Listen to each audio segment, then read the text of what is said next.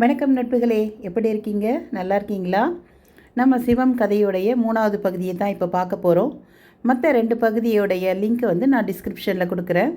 இப்போ வாங்க கதைக்குள்ளே போகலாம். உங்கள் காதுகளுக்கு இனிமையான கதைகளை கொண்டு வரும் மகிழ் தமிழ் கதைகள். வாருங்கள் கதைப்போம். அத்தியாயம் 20. வெளியே மழை விளாசிக் கொண்டிருந்தது. கூடவே இருட்டும் சேர்ந்து வந்து கவிழ்ந்திருந்தது. ராஜ்நாராயணனால் வெறும் கால்களுடன் கோவிலின் பக்கப்பாட்டு பிரகாரத்தில் வெளியில் நடந்து கருவறைக்கு மறுபக்கத்தை காண அத்தனை சுலபமாக முடியவில்லை. அம்மாஞ்சி, வேண்டாம், அந்த பக்கம் போகாதேல், அங்கத்தான் மேரு புத்து இருக்குது. பின்தொடர்ந்து வந்த பாரதி அவனை தடுக்கும் விதமாக பேசினாள். அவள் பேசி முடிக்க மின்னல் ஒன்று 1,00,000 வாட்ஸ் மெர்க்குரி பல்பை போல பிரகாசித்து அந்த பிரகார வெளியையும் காட்டி மறைந்தது. அதில் மேரு வடிவில் மலை போல் புற்று ஒன்றும் தெரிந்தது. மழை நீர் சரங்களும் உடம்பை நனைத்து விட்டன. கண்ணை கரித்தது. அப்படியே திரும்பி மீண்டும் பிரகாரத்திடம் வந்து நின்றான். பாரதியும் அங்கே நின்று இருந்தாள். பாரதி, இங்க நடக்கிற எல்லாமே எனக்கு பெரிய புதிரா இருக்குது.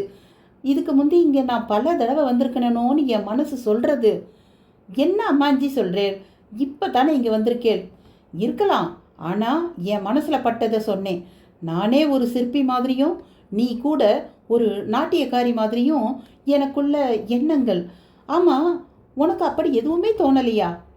இல்லையே. அவள் சொல்லும்போதே மீண்டும் ஒரு மின்னல், பெரிதாக இடிச்சத்தம் வேறு. பயத்தில் ராஜ்நாராயணை நெருங்கி கட்டி கொண்டாள். அவனும் மறுப்பின்றி கட்டி கொண்டான். இடியும் மின்னலும் ஓய்ந்த பிறகும் அவளை விலக்கவில்லை, அவளும் விலகவில்லை. அந்த அணைப்பிலேயே கிசு கிசுவென்று பேசினாள். ஒரு ஆச்சரியம் பார்த்தேளா? என்ன பாரதி, காலம் இப்படி யாரும் பார்க்காதபடி நம்மளை சேர்த்து சேர்த்து விட்டுடுதே. ஆமாம், பெரியவாளுக்கு பிடிச்சாலும் பிடிக்கலனாலும் நாம் 2 பேரும் எப்படியோ சேர்ந்துடுறோம். இன்றைக்கும் விடிய விடிய இங்கேயே தங்கும்படி ஆயிடுமோ? உனக்கு ஆட்சேபனை இல்லைனா எனக்கும் ஆட்சேபனை இல்லை. ஆசையை பாரு, இவ்வளவு பிரியத்தை வச்சுட்டு தான் ஊருக்கு கிளம்பினேலாக்கும். வாஸ்தவந்தான், நான் ஏன் அப்படி நடந்துட்டேன்னு நினச்சா எனக்கே ஆச்சரியமாக இருக்குது. மண்ணாங்கட்டி, எல்லாம் படித்த திமிரு. திமிரு இல்லை, பாதிப்பு. நான் என்ன பண்ணட்டும்? என் பகுத்தறிவு அப்படியெல்லாம் கேட்குறதே.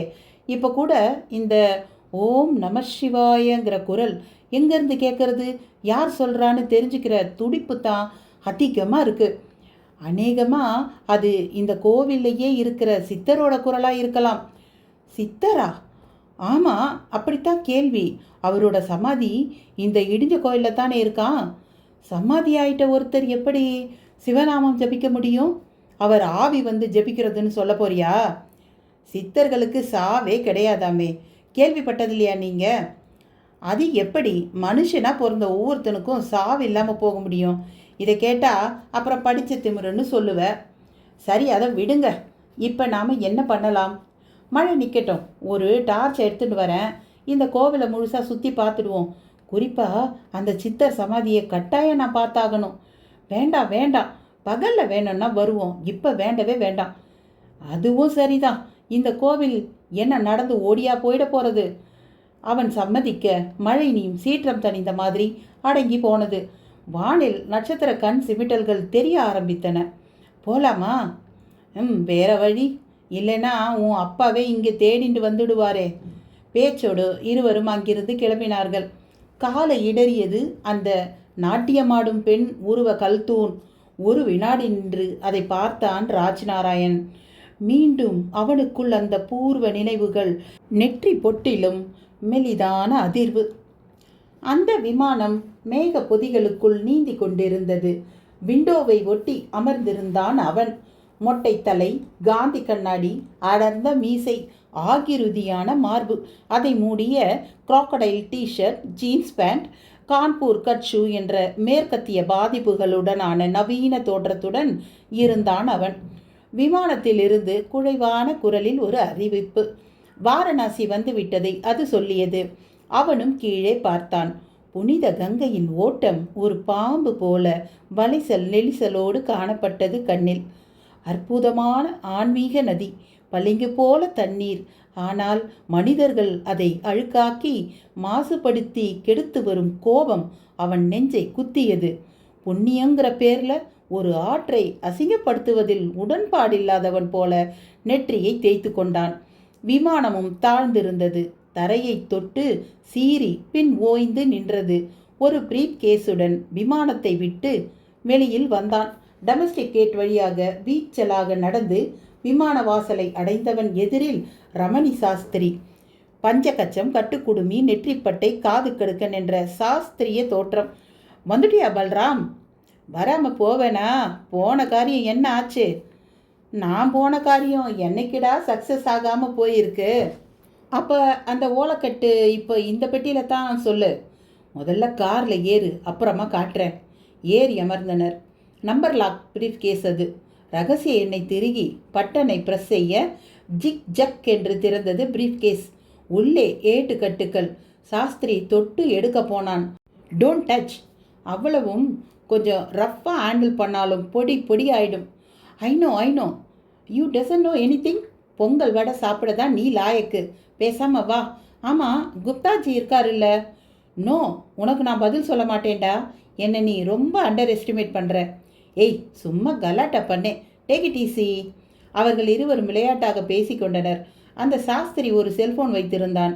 இடையில் அதை நிமிண்டி குப்தாஜி ஆகையா என்று இந்தியில் பேசினான். பிறகு பலராம் என்னும் மொட்டையன் பக்கம் திரும்பினான். ஆமாம், மரகத நடராஜர் சிலை கிடச்சிருச்சாமே. ஆமாம், ஏட்டு விஷயம் பொய் இல்லைங்கிறதுக்கு அதுவே ப்ரூஃப் ஆயிடுச்சு. நீ பாத்தியா பல்ராம்? இல்லை, அப்போ நான் தஞ்சாவூரில் இருந்தேன். அந்த தர்மகர்த்தா கிட்ட அப்போ தான் டீல் வச்சுக்கிட்டு இருந்தேன். அந்த ஆள் கூட ஏதோ தற்கொலை பண்ணிக்கிட்டானாமே. அதுதான் இல்லை, அவன் கொஞ்சம் அவசரப்பட்டுட்டான், முட்டாள். எப்படி பல்ராம்? விவரமா சொல்லு. ஏட்டுக்கட்ட போலீஸ் பார்க்க வந்திருக்கு. மரப்பெட்டியில் இல்லைன்னா உடனே தர்மகர்த்தாவை தானே தேட ஆரம்பிப்பாங்க. அதுக்குள்ளே நான் அதை வாங்கிட்டேன். திரும்பி கேட்டான், முடியாதுன்னு சொன்னேன். போலீஸ் அளவுக்கு இந்த விவகாரம் போகும்னு நானும் எதிர்பார்க்கல. ஆகையால் போலீஸ் என்ன கேட்டால் நான் சமாளிக்கிறது கஷ்டம்னா. ஏதாவது டூப்ளிகேட் ஓலைகளை வச்சு சமாளின்னேன். இல்லை, எங்கள் ஊரில் தீட்சிதர் ஒருத்தர் இருக்காரு, அவர் கண்டுபிடிச்சிருவாருன்னா. சாரி, இனிமே ஓம்பாடு. நான் இதுக்கு உனக்கு 5 லட்சம் பே பண்ணியாச்சு. இது இனிமே எங்கள் ப்ராப்பர்ட்டின்னு. இன்ஃபேக்ட் ஒரு ஆராய்ச்சிக்காக தேவைன்னு சொல்லித்தானே கேட்டிருந்தேன். ஆனால் இதில் இருக்கிற விஷயங்கள் உண்மைங்கிற மாதிரி மரகத நடராஜர் விக்கிரகம் எப்படியோ வெளியே வந்துடுச்சு. அது அவனை பயமுறுத்திடுச்சு. நீ திருப்பி கொடுக்கலன்னா நானே போலீஸுக்கு போய் நீ என்ன பிளாக்மெயில் பண்ணி இந்த ஏடுகளை வாங்கிட்டதா சொல்லி கம்ப்ளைண்ட் பண்ணுவேன் அப்படின்னு சொன்னான். அதுக்கு மேலே அவங்கிட்ட பேச இடம் இல்லைங்கிற மாதிரி தெரிஞ்சிச்சு. கழுத்தை நெரிச்சு கொண்டுட்டேன். காரில் தூக்கி போட்டுக்கிட்டு வந்து பாடியை ஒரு கிணத்துல தூக்கி போட்டுட்டேன். அதை தற்கொலைன்னு போலீஸ் நம்பிடுச்சா? அது எப்படி நம்போம்? போலீஸ்காரங்க என்ன காதில் பூ சுற்றிக்கிட்டா வேலை பார்க்குறாங்க? அட பாவி, விவகாரம் பண்ணிட்டு வந்திருக்கியே, எல்லாம் அந்த சுவடிகளுக்காகன்னு தெரிஞ்சிட்டா என்ன பண்ணுவ? ஏன் கத்துற? முள்ளே குத்தாமல் ரோஜாவை பறிக்க முடியாது. தேனீக்களுக்கு பயந்தா தேனும் கிடைக்காது. போலீஸ் ஒரு பக்கம் அலையட்டும். அவங்கள டபாய்க்கிறதும் ஓலை சுவடிகளில் உள்ளபடி சிவலிங்கத்தையும் அம்பிகை விக்கிரகத்தையும் தேடி கண்டுபிடிக்கிறதும் தான் இனி என்னோட வேலை.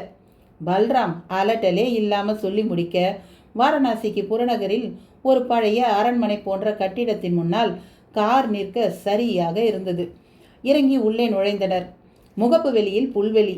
4-5 டாபர்மேன் ஜாதி நாய்களுக்கு பார்க்க சுவாமிஜியை போன்ற தோற்றத்தில் இருந்த குப்தாஜி என்பவர் பிஸ்கெட்டுகளை வீசி கொண்டிருந்தார். பல்ராமும் ரமணி சாஸ்திரியும் நெருங்கவும் நாய்கள் அவர்களை நோக்கி வந்து மார்பு வரை எம்பி தங்கள் பரிச்சயத்தை காட்டின. ரமணி சாஸ்திரி பிரீப் கேஸை குப்தாஜியிடம் நீட்டினான். அதை வாங்காமல் பல்ராம் பக்கம் வந்த குப்தாஜி, எப்படி பல்ராம், அந்த மரகத நடராஜர் விக்கிரகம் கோவில் மண்டபத்துக்கு எப்படி வந்தது? அது யாரோட வேலை? படு ஷார்ப்பா ரமணி சாஸ்திரி கூட தோன்றாத அந்த கேள்வியைத்தான் எடுத்த எடுப்பில் கேட்டார் குப்தாஜி. பல்ராமிடம் திகைப்பு. அத்தியாயம் 21. குப்தாஜியின் அந்த கேள்வி முன் விழித்தான் பல்ராம். பாஸ், நீங்கள் ரொம்ப ஷார்ப். எதை கேட்கணுமோ அதை கேட்குறீங்க என்றான். நீ என் கேள்வியே பதிலாக்காத, பதில சொல்லு. எப்படி கோவில் மண்டபத்துக்கு வந்தது அந்த நடராஜர் சிலை? என்ன பாஸ், அதான் நான் ஃபோன்லேயே சொன்னேனே, ராஜ் நாராயணன் ஒருத்தன், அவன் தான் அதை கண்டுபிடிச்சவன். அவன் ஒரு அமெரிக்கன் ரிட்டன் தானே? ஆமாம். Software engineer. அப்சல்யூட்லி. அவனை பாத்தியா நீ? இல்லை பாஸ், நான் தணிகாசலம் பிள்ளையோட அப்போ டீலில் இருந்தேன். நீ டீலில் இருக்க, ஆனால் அவனும் காரியத்தையே கச்சிதமாக முடிச்சிட்டான் பாஸ். அவன் பிளான் பண்ணி இதை செய்யலை. ரொம்பவும் தற்செயலான ஒரு விஷயம் அது. இதை நான் நம்ப தயாராக இல்லை. அவன் சிலைகளை கண்டுபிடிக்கத்தான் அமெரிக்காவிலிருந்தே மரகதலிங்கபுரத்துக்கு வந்திருக்கிறான்னு நினைக்கிறேன். ஓ, நீங்கள் அப்படி யோசிக்கிறீங்களா? முட்டாள், அப்படித்தான் யோசிக்கணும். பல 100 வருஷம் இருக்கிற இடம் தெரியாத இருந்த ஒரு சிலையை ஒருத்தன் ஒரு நாளில் சாதாரணமாக கண்டுபிடிச்சிட்டான்னா அதை நான் நம்பவா? அப்படின்னா என்னையே திருப்பி கேள். இந்த ஏட்டுக்கு எவ்வளோ கொடுத்த? 5 லட்சம். வேஸ்ட். ஒன்று இது போலியாக இருக்கணும், இல்லை இதை போல் ஒன்று அவன்கிட்ட இருக்கணும். நம்ம வேலையை இப்போ அவன் பார்க்குறான். அப்படியா சொல்கிறீங்க? அது மட்டும் இல்லை, நீ ஒரு துரோகின்னு சொல்கிறேன் பாஸ். ஆமாம், அந்த ஆளை ஏன்டா கொலை செய்த? நான் தான் ஃபோன்லேயே சொன்னேனே, அவன் போலீஸுக்கு போவேன்னா. முட்டாள், அவனை கடத்தி இங்கே கொண்டுட்டு வந்துட்டுருக்கலாம்ல. அப்போ எனக்கு அது தோணாமல் போயிடுச்சு பாஸ். இப்போ அதனால் போலீஸை வேற இந்த விஷயத்தில் நல்லா இழுத்து விட்டுட்ட. ஓசப்படாமல் தேடி எடுக்க வேண்டிய ஒரு காரியத்தை உன் அவசரமே கெடுத்து குற்றிச்சவராக்கிடுச்சு பாஸ். நீ இந்த காரியத்துக்கு லாயக்கே இல்லை. உன்னால் இன்டர்நேஷ்னல் லெவலுக்கு டெவலப் ஆக முடியாது. நீ ஒரு அவசரம் கொடுக்க. குப்தாஜி அதிகபட்சம் 5 நிமிடம் கூட அவனிடம் பேசவில்லை. அவன் நடுங்க தொடங்கி விட்டான். உன்னை வச்சுக்கிட்டு பெரிய பெரிய பிளான்லாம் பண்ணுறது ஆபத்து. நீ ஒரு முட்டாள். மன்னிச்சுக்கங்க பாஸ். உன்னை மன்னிச்சா நான் மாட்டிக்குவேன். குப்தா சொன்ன விதத்தில் ஒரு அசாத்திய கூர்மை. ரமணி சாஸ்திரியும் வெலவெலத்து போய்விட்டிருந்தார். குப்தாஜி அடுத்து அந்த நாய்களைத்தான் பார்த்தார். அதுவரை அவன் வரையில் நட்பாக விளையாடிய அவை அவர் பார்த்த பார்வைக்கு புதிய அர்த்தத்தை உணர்ந்த மாதிரி அவன் மேல் ஆவேசமாக பாய்ந்தன. அவன் அலற ஆரம்பித்தான். சாஸ்திரி, இன்னும் 15 நிமிஷத்தில் அவன் செத்துருவான். புதச்சிட்டு வந்து என்னை பாரு. Boss, please save me. நான் உங்கள் விசுவாசி. உங்களுக்காக நான் பேங்க் ஆஃபீஸர் வேலையையே.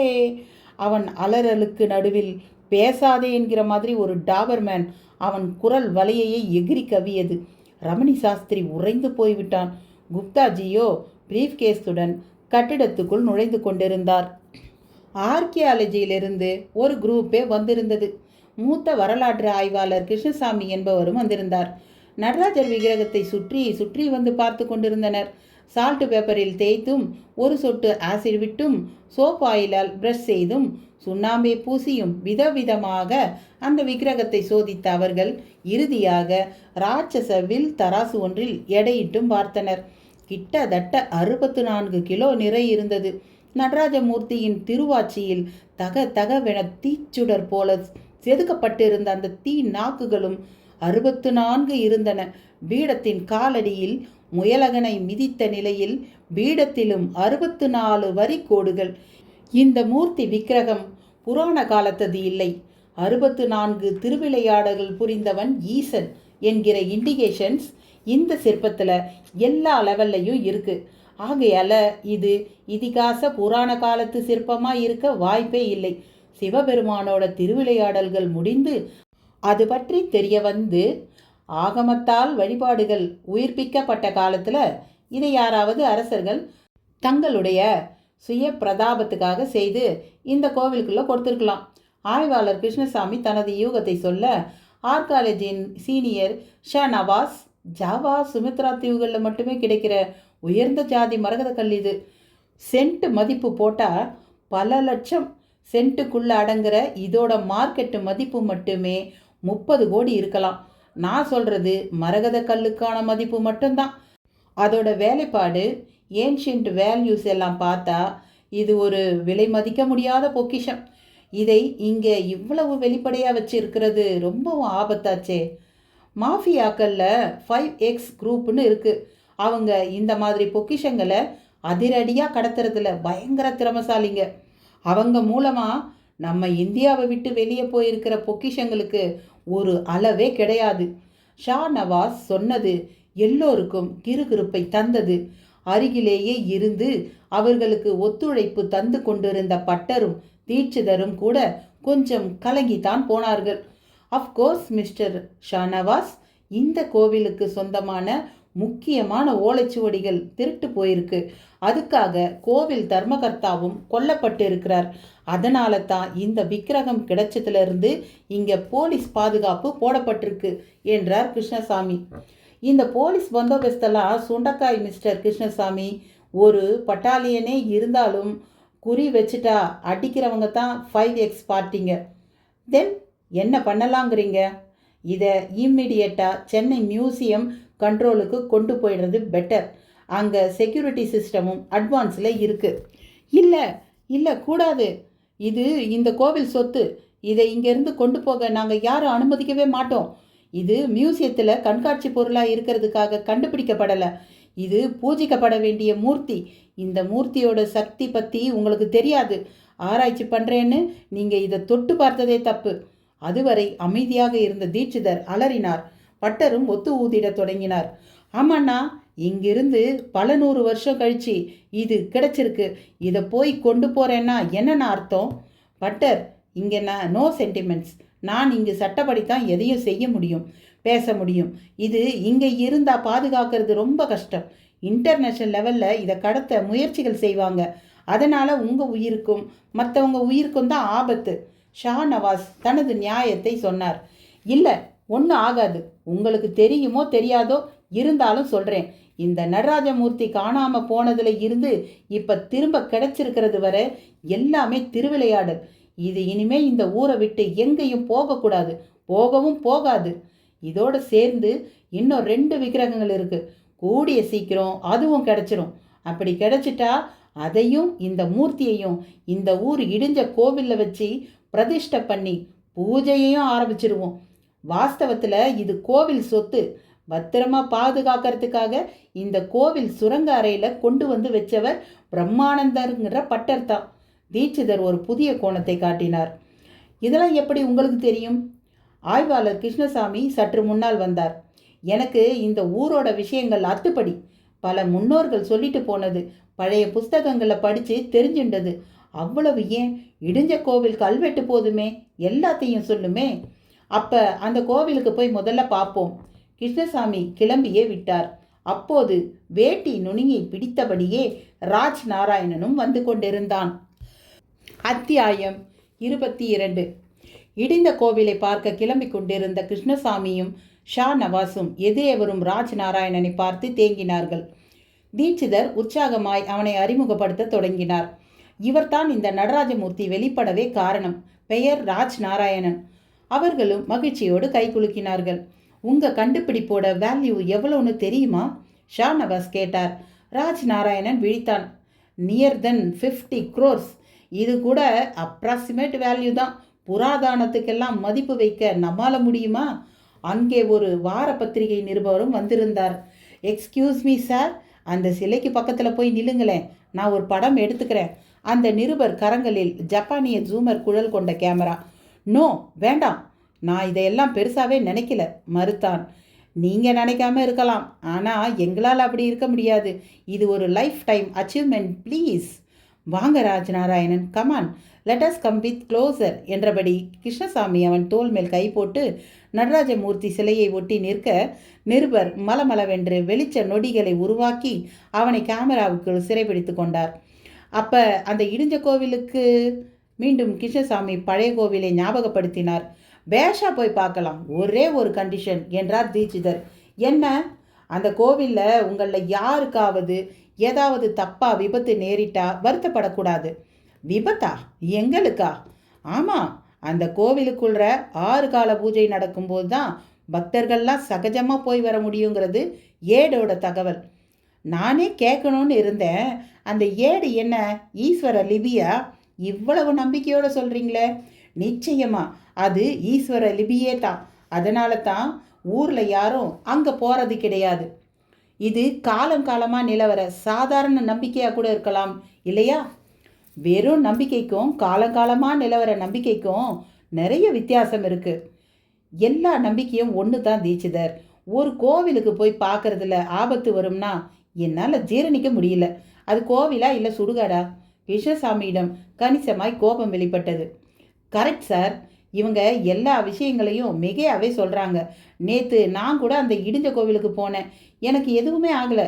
மாறா அங்கே யாரோ ரகசியமாக ஒளிஞ்சிக்கிட்டு ஓம் நமச்சிவாய அப்படின்னு சொல்லிட்டு இருக்கிற மாதிரி தான் எனக்கு தோணுச்சு.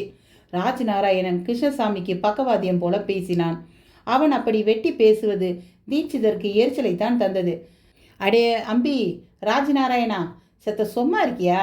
உன்னை சுற்றி எவ்வளவோ நடக்கிறது, ஆனால் அதை புரிஞ்சிக்காம பேசுகிறதே உனக்கு வழக்கமாக போச்சு. புரிஞ்சிக்காம பேசலை தீட்சிதரே, புரிஞ்சிக்கத்தான் பேசுகிறேன். சரி, கிளம்புங்கோ.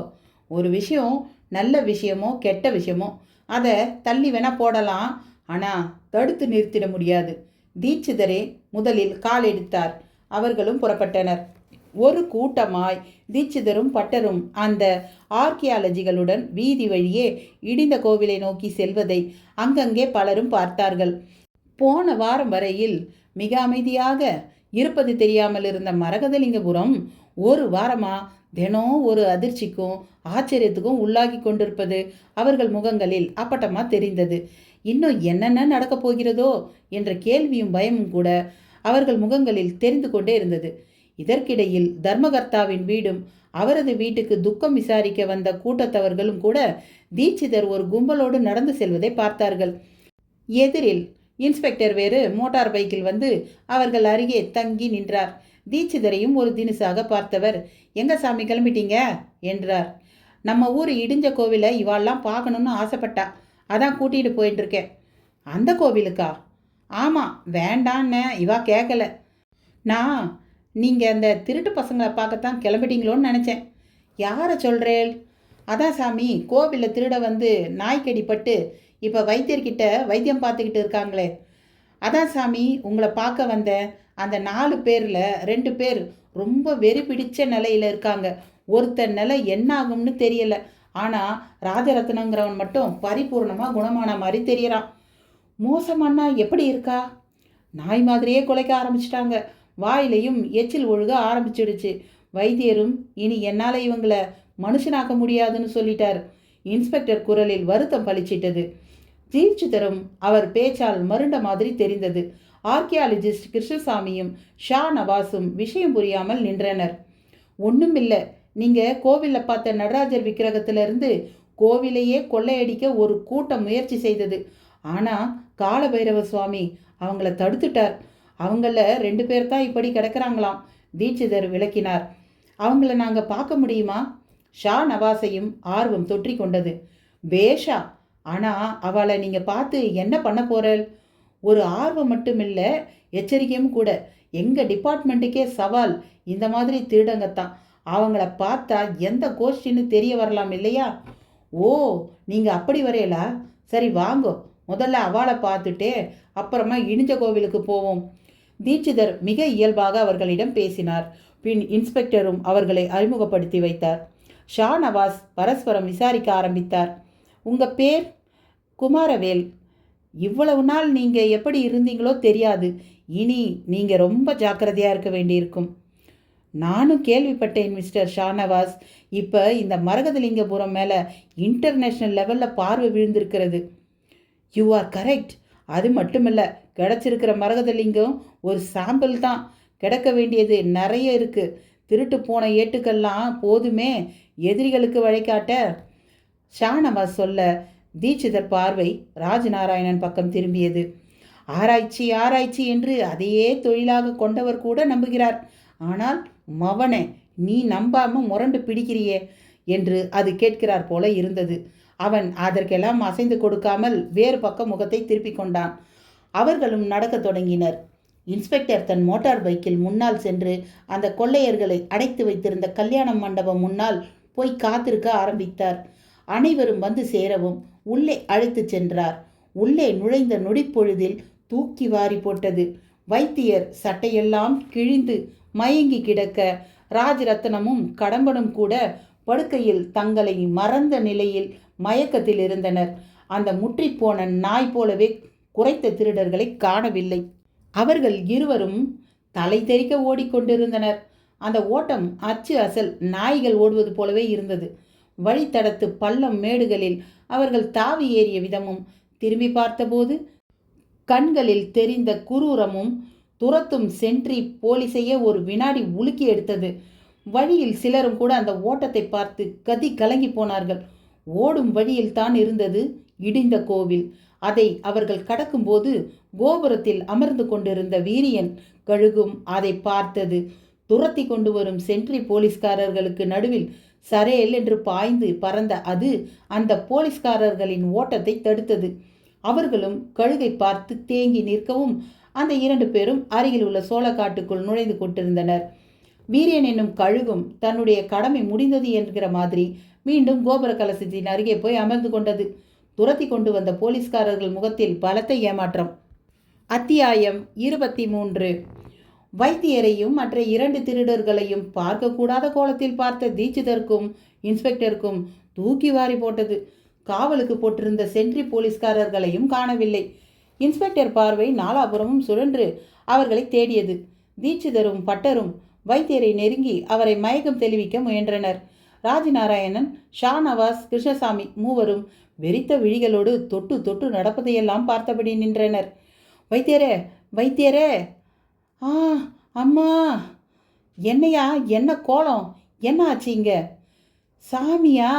சாமி, அந்த 2 திருட்டு பசங்களும் எங்கே ஓடி போயிட்டாங்களா? என்ன சொல்கிறீர்? நீர் தானே அவங்களுக்கு வைத்தியம் பார்த்தது. ஓடிட்டாங்களான்னு எங்களை கேட்டால் என்ன அர்த்தம்? சாமி, கொஞ்சம் முந்தி இங்கே நடக்கக்கூடாததெல்லாம் நடந்துடுச்சு. திடீர்னு அவங்க 2 பேரும் நாய் மாதிரி குலைச்சிக்கிட்டு ரொம்ப ரகலை பண்ண ஆரம்பிச்சிட்டாங்க. நான் கூட வியாதி முத்தி போச்சுன்னு நினச்சேன். அதான் இன்ஸ்பெக்டர்கிட்ட சொல்லி ஒரு முடிவு எடுக்கிறதுக்காக உங்களை கூட்டிகிட்டு வர சொன்னேன். இவர் இந்த பக்கம் நகர்ந்திருப்பார். அவ்வளவு தான். அவங்க அப்படியே என் மேலே பாஞ்சி கடிச்சு கொதறிட்டு ஓடினாங்க. சென்ட்ரி போலீஸும் அவங்கள துரத்திக்கிட்டு ஓடினாங்க. வைத்தியரின் விளக்கத்திற்கு மறுபதில் போல சென்ட்ரி போலீஸ்காரர்கள் இருவரும் திரும்ப வந்தபடி இருந்தனர்.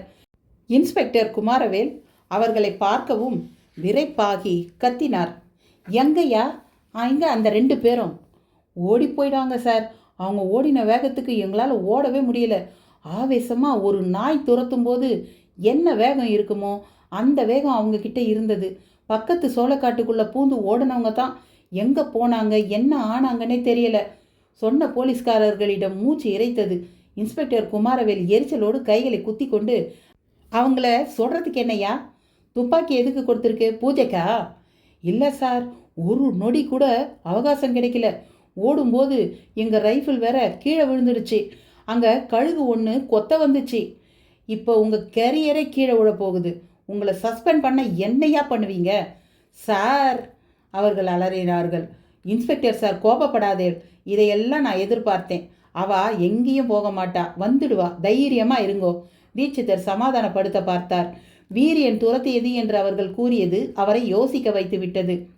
இல்லை சாமி, இதெல்லாம் டிபார்ட்மெண்ட் மேட்டர். கைதிங்க தப்பிச்சா அது எவ்வளவு பெரிய விஷயம் தெரியுமா? அவளை ஏன் கைதிகளாக பார்க்குறேன்? அவள் கைதிகள் கிடையாது, திருட வந்தவா. ஆனால் திருட முடியலை. இருந்தும் பகவான் அவளை தண்டிச்சிட்டான். விடுங்கோ. வீரியன் இவாளை தடுத்திருக்கான்னா அப்போ அதில் அர்த்தம் இருக்குது. அப்படி இல்லை சாமி, வெறி நாய் கடித்த ராபிஸுங்கிற வியாதியோட திரியிற அவங்க யாரை கடித்தாலும் கடிபட்டவங்களும் இல்லை செத்து வைப்பாங்க. அது எவ்வளோ பெரிய ஆபத்து தெரியுமா? அதுக்காகவாவது அவங்கள பிடிக்கணும் சாமி. சரி, உங்கள் வேலையை நீங்கள் பாருங்கோ. இந்த 2 பேரையாவது பத்திரமா பார்த்துக்கோங்க.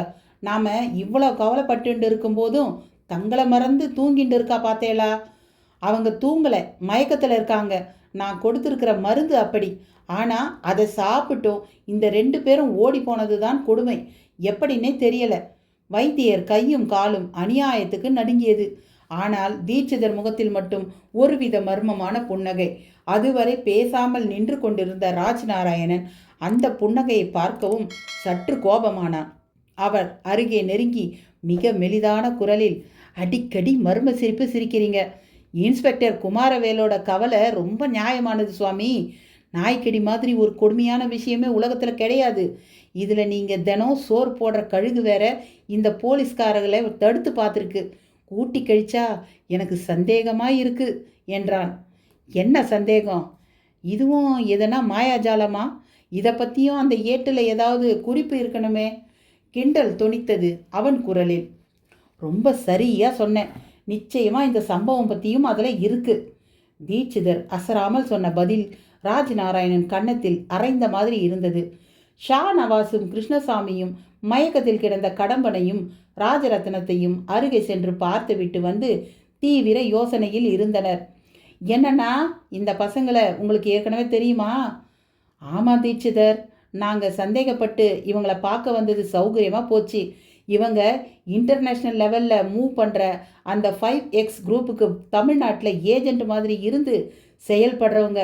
கோவிலில் திருட பிளான் போட்டு கொடுத்தா அதை கச்சிதமாக செஞ்சு முடிச்சுட்டு காசை பார்த்துட்டு போயிடுவானுங்க. அப்போ அந்த 5X குரூப் தான் இவங்களை அனுப்பியிருக்கணும்னு சொல்கிறீங்களா? நிச்சயமா இவங்க கண் விழிச்சா அந்த உண்மையை நான் வரவழைச்சிடுவேன். ஷாநவாஸின் பதிலை தொடர்ந்து தீட்சிதர் வைத்தியரை பார்த்தார். வைத்தியர் உடனே அவர்கள் அருகே சென்று ஒரு மூலிகையை கசக்கி மூக்கில் விட்டார். முதலில் ராஜரத்னம் கண்களை திறந்தான். பின்னாலேயே கடம்பன். கண்களை கசக்கி கொண்டே இருவரும் ஷாநவாஸையும் கிருஷ்ணசாமியையும் பார்த்து விதிர்த்து போனார்கள். ஷாநவாஸ் ஒரு மாதிரி சிரித்தார். என்ன ராஜரத்னம், என்ன தெரியுதா? நல்லா தெரியுதுங்க சாமி. மீனாட்சிபுரம் கோவில் கொள்ளையில் எங்களை பிடிச்சப்போ அந்த சாமி சிலைங்களை பார்க்க வந்தது நீங்கள் தானே? பரவாயில்ல, உனக்கும் நல்ல ஞாபக சக்தி, எனக்கும் நல்ல ஞாபக சக்தி.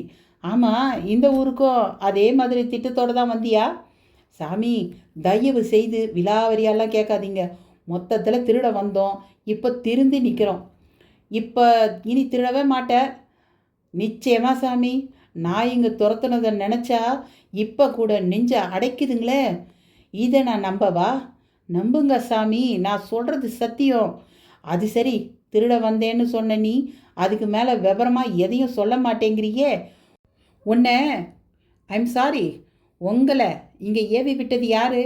அதுக்கு உங்களுக்கு சம்பளம் எவ்வளவு? எல்லாத்தையும் சொன்னால் நல்லாயிருக்கும். இல்லை சாமி, வேண்டாம். அது எங்கள் தொழில் தர்மம் இல்லை. ஏய், திருட்டு தொழிலில் கூட தர்மம்லாம் இருக்கா? இந்த தொழிலில் தான் சாமி அது நிறையவே இருக்குது. இதில் இருக்கிற நாணயம் வேறு எந்த தொழிலையும் கிடையாது. இவ்வளவும் சொல்கிற, ஆனால் உங்களை அனுப்புனது யாருன்னு கேட்டால் மட்டும் சொல்ல மாட்டேங்கிறியே. சாமி, சும்மா சொல்லு. நீ சொல்கிறதுல தான் மற்ற விக்கிரகங்களெல்லாம் நாங்கள் காப்பாற்ற முடியும். சாமி, சொன்ன கேளுங்க. நானும் எங்கள் கூட்டாளிங்களோ இனி திருட மாட்டோம். இது சத்தியம். இதுக்கு மேலே எதுவுமே கேட்காதீங்க. அது உங்களுக்கும் நல்லதில்லை. ஓ, எனக்கும் நல்லதில்லைன்னா மிரட்ரியா ராஜரத்னம்? உங்களுக்கு தெரியாததா சாமி, அந்த கூட்டம்தான் எந்த சண்டால வேலையும் ஈவு இறக்கம் எல்லாமே செய்யுமே. அப்போ அவங்க 5X பார்ட்டின்னு சொல்கிற. சாமி, கமான், நான் இருக்கேன். இன்ஸ்பெக்டர் இருக்காரு. உனக்கு ஒரு ஆபத்தும் வராது. உன் கூட நாங்கள் இருக்கோம். யார் அது? ஷாநவாஸ் விடாமல் நெருக்கினார். ராஜ்நாராயணனும் ஏக டென்ஷனில் இருந்தான். ஆனால் ராஜரத்னமோ தீட்சிதரை பரிதாபமாக பார்த்தான். அத்தியாயம் 24. ராஜரத்னத்தின் பதற்றமான பார்வை தீட்சிதர் மேல் படிவதை ஷாநவாஸ் துல்லியமாக கவனித்தார். தீட்சிதரை அவன் பார்வை என்னவோ செய்தது. என்ன எதுக்கு அப்படி பார்க்குற? நீ பார்க்குறத பார்த்தா எனக்கு தான் ஏதோ தெரியுங்கிற மாதிரி இல்லை இருக்கு. தீட்சிதர் சற்று அலறவே செய்தார். இல்லை சாமி, நான் உங்களை பார்த்ததுக்கு காரணம் வேற சாமி. நீங்கள் தான் எங்களை காப்பாற்றணும். நானா? என்ன சொல்கிற நீ? இந்த ஐயா கிட்டத்தட்ட எங்கள் நதி மூலம் ரிஷி மூலத்தை சரியாக கண்டுபிடிச்சி நெருங்கிட்டாரு. நாங்கள் உண்மையை சொன்னால் எங்களை ஏவி விட்டவங்க எங்களை கொன்னுடுவாங்க. சொல்லாட்டி போலீஸ் எங்களை உண்டு இல்லைன்னு பண்ணிடும். திருந்தாத திருடங்களாகவே இருந்திருந்தா இந்த சமயத்தில் ஏதாவது சொல்லி குழப்பி தப்பிச்சு ஓட பார்த்துருப்போம். ஆனால் திருந்திட்டோம். ஆனால் சாமியோட அருள் விளையாட்டை நேர்லையும் பார்த்துட்டோம். இனி செஞ்ச பாவத்துக்கெல்லாம் பரிகாரமாக இந்த கோவிலில் ஊழியம் பார்த்து இங்கேயே சாகணுங்கிறது தான் ஏன் விருப்பம். அதுக்கு நீங்கள் தான் வழிகாட்டணும் சாமி. என்னப்பா நீ வழிகாட்ட? நான் யார்? போய் அந்த சுவாமி காலையே விழு. அதுக்கு முந்தி உன்னை ஏவி விட்டவங்களை பற்றியும் சார்கிட்ட சொல்லிடலாம் சாமி. அவங்களும் கம்பி எண்ண வேண்டியவங்க தான். ஆனால் நாங்கள் அதுக்கு பிறகு இந்த கோவிலில் சுதந்திரமாக ஊழியம் பார்க்கவே முடியாதே. ராஜரத்னம் எங்கே வருகிறான் என்பது ஷாநவாஸ்க்கு புரிந்தது. ராஜ்நாராயணனுக்கோ சிரிப்பு வந்தது. தீட்சிதர் அவனை எதற்கு சிரித்தாய் என்கிற மாதிரி பார்த்தார். பின்ன என்ன, நூற்றுக்கணக்கான நாய்கள் துரத்தியே ஒன்றும் ஆகலை. அந்த ஈஸ்வரன் காப்பாற்றிட்டான். அவன் திருவிளையாடலை நேர்லையும் பார்த்துட்டோன்னு சொல்கிறான். அப்போ அவன் இருக்கான், உதவியும் செய்கிறாங்கிறது ப்ரூவ் ஆகுது. ஆனால் தன்னை ஏவி விட்டவங்க பேரை சொன்னால் அந்த கோஷ்டி வந்து தங்களை கொண்டுடுங்கிறான். நூற்றுக்கணக்கான நாய்கள் கிட்ட இருந்தே காப்பாற்றின அந்த சிவன் இந்த திருட்டு கூட்டத்துக்கிட்ட இருந்தால் காப்பாற்றாம போயிடுவான். ஒரு புறம் நம்பிக்கை, மறுபுறம் அவநம்பிக்கை, நடுவில் குழப்பம். இதுதான் இன்றைய பக்தியோட நிலை. இதுக்கு அவன் ஒரு உதாரணம். ராஜ்நாராயணனின் விரிவான பதில் ஷா நவாஸை மிகவே யோசிக்க வைத்தது. நெருங்கி வந்தார். கைகளை நீட்டி வெல் செட் என்றார். தேங்க்யூ சார் என்றான் அவனும். அதே சமயம் ராஜரத்னத்திடம் சட்டென்று ஒரு ஆவேசம். தம்பி, உங்கள் கேலி பேச்சு என் கண்ணை திறந்துருச்சு. ஐயா கேட்டுக்கோங்க, நாங்கள் கூலிக்கு திருட்டு வேலை பார்க்குறவங்க, அப்படித்தான் இந்த வேலையும் செஞ்சோம். எங்களை ஏவி விட்டவர் இப்போ உசுரோட இல்லை. அவர் வேற யாரும் இல்லைங்க, தர்மகர்த்தா தணிகாசலம் பிள்ளை தான். ராஜரத்னம் சொன்னது கொஞ்சம் நெஞ்சில் குத்தியது. பட்டரும் தீட்சிதரும் அனல் வாழை போல வாடி போனார்கள். நல்ல மனுஷன்னு நம்பிட்டு இருந்தோம்.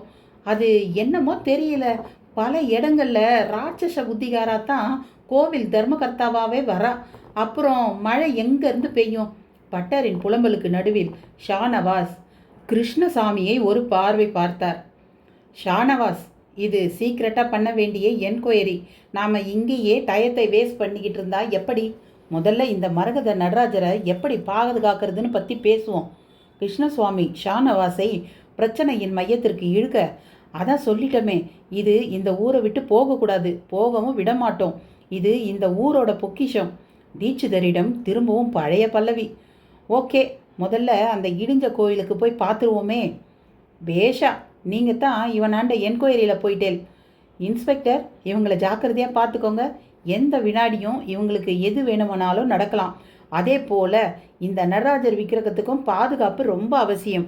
கவலைப்படாதேல், இப்போவே இந்த கோவில் வாட்ச்மேன்ட்ட சொன்னால் ஒரு 100 பேரோட வந்து தர்ணா பண்ணுற மாதிரி இந்த விக்கிரகம் முன்னால் உட்காந்துடுவான்.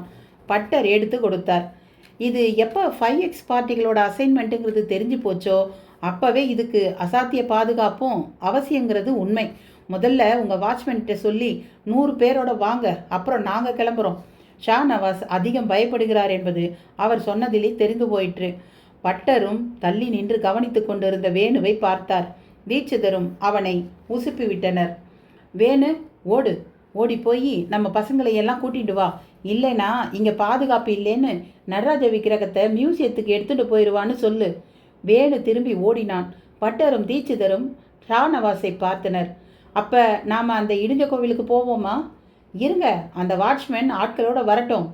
சந்தேகப்பட வேண்டாம், வந்துடுவான் அவன். சந்தேகப்படணும் மிஸ்டர் தீட்சிதர், அதான் ஏன் தொழில் தர்மம். உங்களுக்கு சீரியஸ்னஸ் புரியலை. ஓலை சுவடி அருள்னு மட்டும் நம்பிக்கிட்டு பேசுகிறீங்க. உங்களுக்கு 5X பார்ட்டிஸ் பற்றி கொஞ்சம் கூட தெரியாது. ஷானவாஸிடம் டென்ஷன் ஏறிக்கொண்டே போனது. ராஜ்நாராயணன் அவனை மிக ரசித்தான். அந்த ஊரில் அவனையும் பாராட்டி கை கொடுத்தவர் அல்லவா அவர். அவரோடு போய் நெருங்கி நின்றான். சீரியஸ்னஸ் தெரிஞ்ச செகண்டில் உங்கள் டியூட்டியில் ஒரு டென்ஷன் ஏறிட்டதை பார்க்குறேன். ஐ அப்ரிஷியேட் யூ சார் என்றான். தேங்க்யூ ராஜ்நாராயணன், நீங்களும் ரொம்ப கவனமாக இருங்க. உங்கள் உயிருக்கும் ஆபத்து இருக்குது. ஏன் உயிருக்கா? ஆமாம், பி கேர்ஃபுல். நீங்கள் இனி தனியாக எங்கேயும் போகக்கூடாது. நான் போலீஸ் இன்ஸ்பெக்டருக்கு ஸ்பெஷலாக ஒரு ஃபுட் நோட் போட்டு கொடுக்க போகிறேன். ரொம்ப ஆச்சரியமாக இருக்குது. அந்த 5X பார்ட்டிகள் என்னை எதுக்கு குறி வைக்கணும்? உங்களால் தானே இந்த விக்கிரகம் வெளி உலகத்துக்கு தெரிய வந்தது. ஆஃப்கோர்ஸ், அதனால தான் சொல்கிறேன். ரொம்ப தற்செயலாக நான் கண்டுபிடிச்சது எப்படி இப்படி பிரச்சனைக்குரியதாக மாறும்? தற்செயல்னு நீங்கள் சொல்கிறத இந்த ஊர் நம்பலாம், நாங்களும் நம்பலாம். ஆனால் அவங்க நம்பணுமே. நீங்கள் ரொம்ப டூ மச்சாக யோசிக்கிறேன்னு நினைக்கிறேன். No no never. என் பேச்சை நீங்களும் சீரியஸாக எடுத்துக்கணும். அதுக்கு எப்படி இப்படி பயமுறுத்துறீங்க? ப்ளீஸ் புரிஞ்சுக்கோங்க. இருவரும் மாறி மாறி பேசிக்கொள்வதை தீட்சிதரும் கேட்டார். அப்படியே அண்ணாந்து வானத்தை பார்த்தார். ஈஸ்வரா என்றார். நடுவில் தாவணி முந்தியை உழற்றியபடியே சந்திரிகா அங்கு வந்து சேர்ந்தாள். பட்டரின் இளைய மகள் பட்டரை தேடிக்கொண்டு வந்திருந்தாள். என்ன சந்திரிகா? அப்பா, உங்களையும் அத்தனையும் அம்மா சாப்பிட வர சொன்னான். இதை சொல்லத்தான் வந்தியாக்கும்.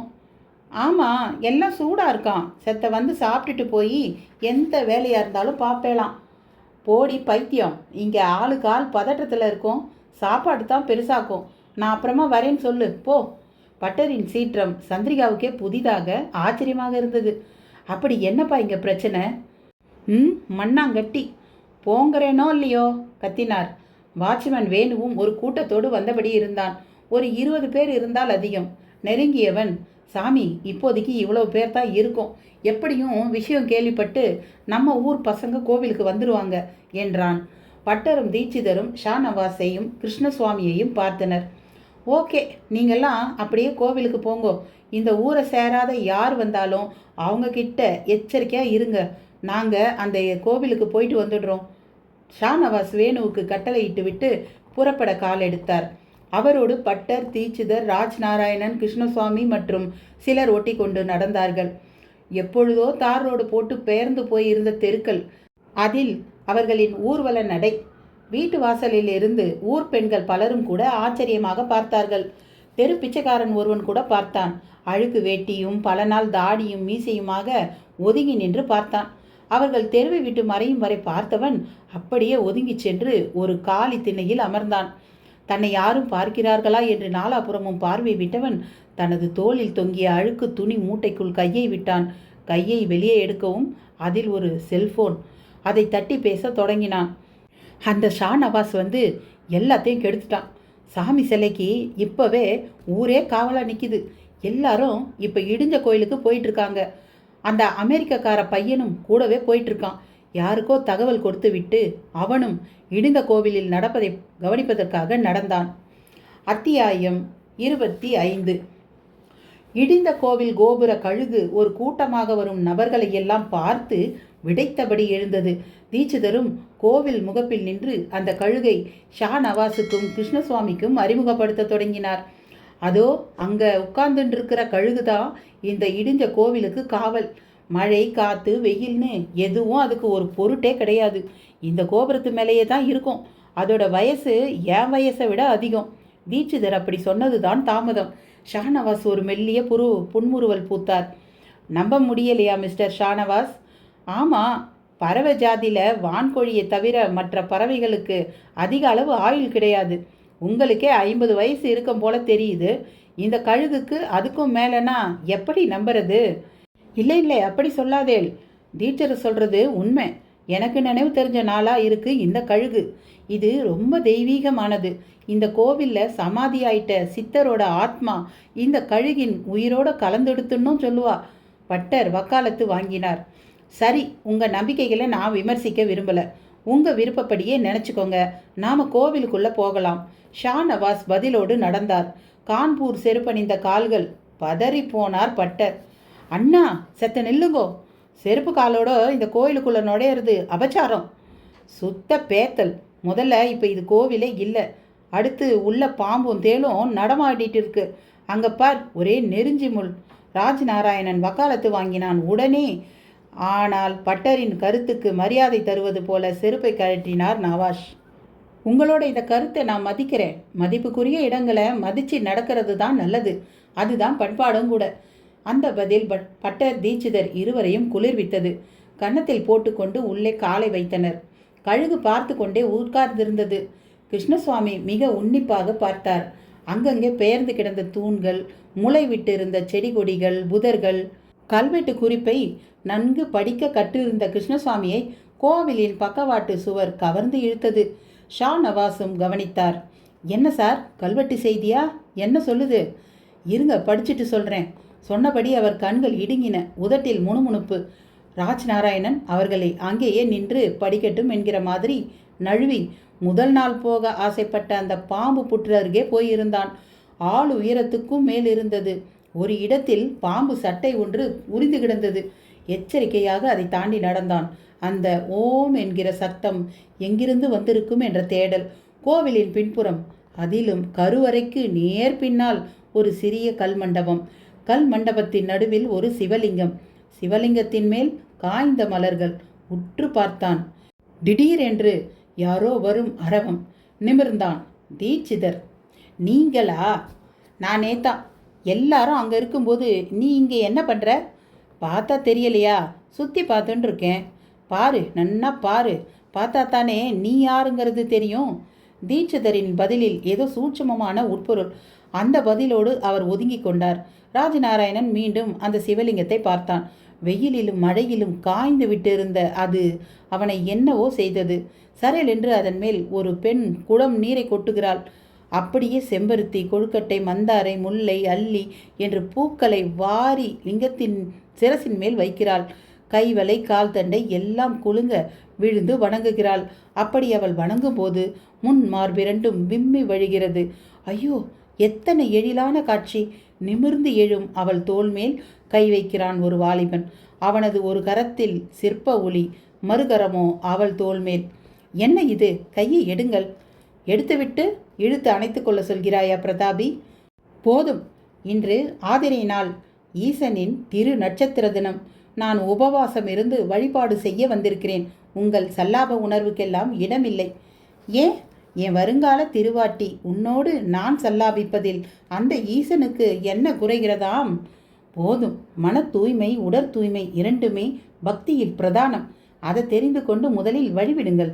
அப்படியானால் நான் உன்னை தொடுவதால் நீ தூய்மையற்று போகிறாயா? ஆமாம். ஒரு கற்சிலைக்காக என் காதலையும் அதன் அன்பையுமா அழுக்கு என்கிறாய்?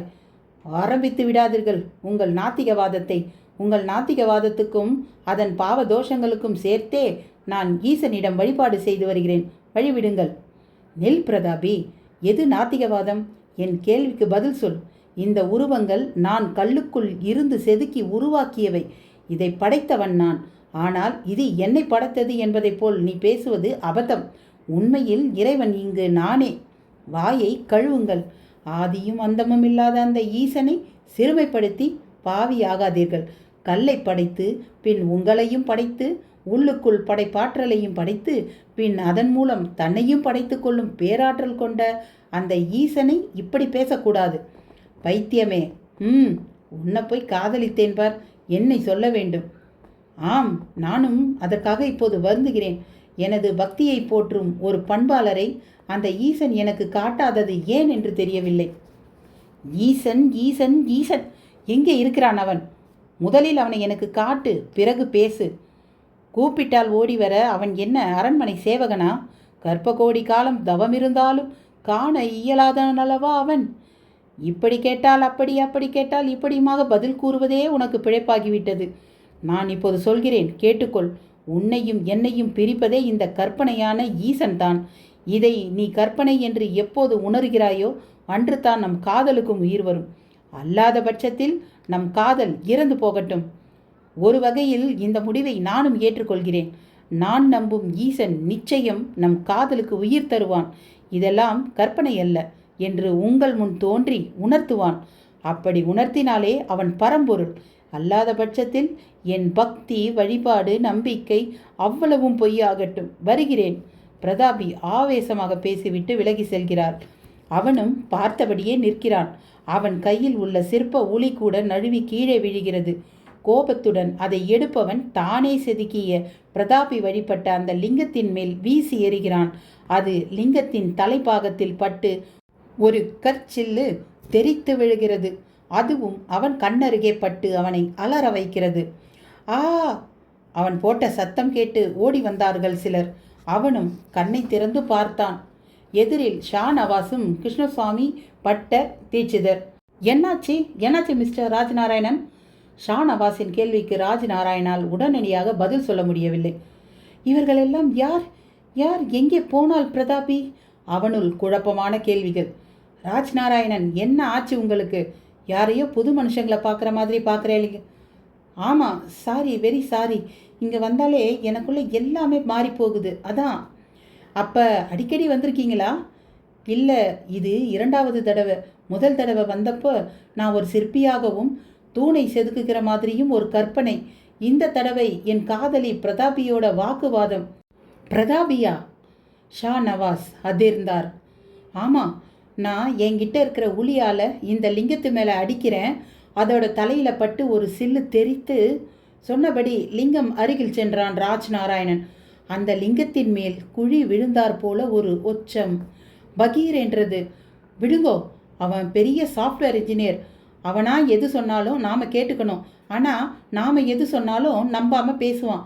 மிஸ்டர் ஷாநவாஸ், நீங்கள் இந்த இடிஞ்ச கோவிலை பார்க்கணும்னு சொன்னீங்க, பார்த்துட்டீங்க. என்ன தெரிஞ்சுக்கிட்டீங்க? ஷாநவாஸிடம் தீட்சிதர் நேராக விஷயத்துக்கு வந்தார். ஆனால் கிருஷ்ணசாமி பேசினார். தெரிஞ்சுக்க என்ன இருக்குது? இந்த மாதிரி பாழடைஞ்ச கோவில்கள் மட்டுமே தமிழ்நாட்டில் 100 கணக்கில் இருக்குது. அதில் இதுவும் ஒன்று. பல 100 வருஷங்களுக்கு முன்னால் இந்த கோவிலை வேத மாதவராயருங்கிற ஜமீன்தார் பராமரித்து வந்திருக்காருன்னு தெரியுது. அதுக்கு முந்தி ராஜேந்திர சோழன் காலத்தில் இது கட்டப்பட்டு குடமுழக்கும் நடந்திருக்கு. நாயன்மார்கள் சிலர் கூட இந்த கோவிலுக்கு வந்து வழிபட்டு இருக்காங்க. மாலிகாப்பூர் படையெடுப்பின் போது இது இடிக்கப்பட்டு சிதைக்கப்பட்டு இருக்கணும். நாராயண அழகன், பிரம்மானந்த பட்டர், பிரதாபங்கிற பேர்கள் எல்லாம் கல்வெட்டில் குறிப்பில் இருக்குது. அதான் இப்போ ராஜ்நாராயணன் பிரதாபிங்கிற பேரை சொல்லவும் ஒரு ஆச்சரியம். அவர் இந்த கல்வெட்டை படிச்சுட்டு அந்த பாதிப்பில் பேசினாரா இல்லை வேற காரணமாங்கிறது தான் தெரியலை. கிருஷ்ணசுவாமி பதிலை தொடர்ந்து ராஜ்நாராயணன் தலையை சிலிர்ப்பி கொண்டான். இல்லை, நான் எதையுமே படிக்கலை. என்னால் படிக்கவும் முடியாது. இந்த கல்வெட்டு தமிழ் எனக்கு புரியலை. அப்போ பிரதாபிங்கிற பேரை கச்சிதமாக எப்படி சொன்னீங்க? அது சரி, யார் அந்த பிரதாபி? வேத மாதவராயர் காலத்தில் இந்த ஊரில் தேவதாசியாக இருந்தவ அப்படின்னு குறிப்பு சொல்லுது. தேவதாசியா? இல்லை, பிரதாபி என் காதலி. அவ பெரிய சிவபக்தை. ராஜ்நாராயணன் தன்னை மறந்து மீண்டும் இடையிட்டான். மீண்டும் அவர்களிடம் ஆச்சரிய அதிர்வு. ஆனால் தீட்சிதரோ கண்களை பரவசத்துடன் மூடியவராக, ஈஸ்வரா, உன் திருவிளையாடலை என்னன்னு சொல்லுவேன் என்று முணுமுணுத்து கொண்டார். கோவிலுக்கு வெளியே அந்த பிச்சைக்கார ஒற்றனும் நடப்பதை கவனித்து கொண்டிருந்தான். யாரும் சந்தேகப்பட்டு விடாதபடி சுற்றி சுற்றியும் பார்த்து கொண்டான். எல்லாரும் ஒன்றாக முன்புறம் வரவும் அவர்கள் பார்வையில் பட்டு விடாமல் இருக்க எதிர்ப்புறம் உள்ள கோவிலின் பாழடைந்த மண்டபம் ஒன்றில் புகுந்து நின்றான். உள்ளே கோரை புற்களும் பிரண்டையும் மண்டி கிடந்தன. காதை கூர்மையாக்கி கொண்டு ஒளிந்தவன் எதிரில் அந்த மண்டப அறையில் ஒரு பிளவுபட்ட துவாரமும் துவாரத்துக்கு வெளியே கோவிலின் தெற்கு பிரகாரமும் தெரிந்தன. ஆளரவமற்ற அந்த பிரகாரத்தில் ஒரு கோவணம் கட்டிய சித்தர் ஒருவர் நடந்து கொண்டிருந்தார். அவனுக்குள் திகைப்பு கண்களை கசக்கி கொண்டு துவாரத்தின் அருகே முகத்தை கொண்டு சென்று பார்த்தபோது கோபுர கழுகு அந்த பிரகார வெளியில் தத்தி தத்தி நடந்தபடி எதையோ கொத்தி விழுங்கி கொண்டிருந்தது. எங்கே அந்த கோவனாண்டி சித்தர்?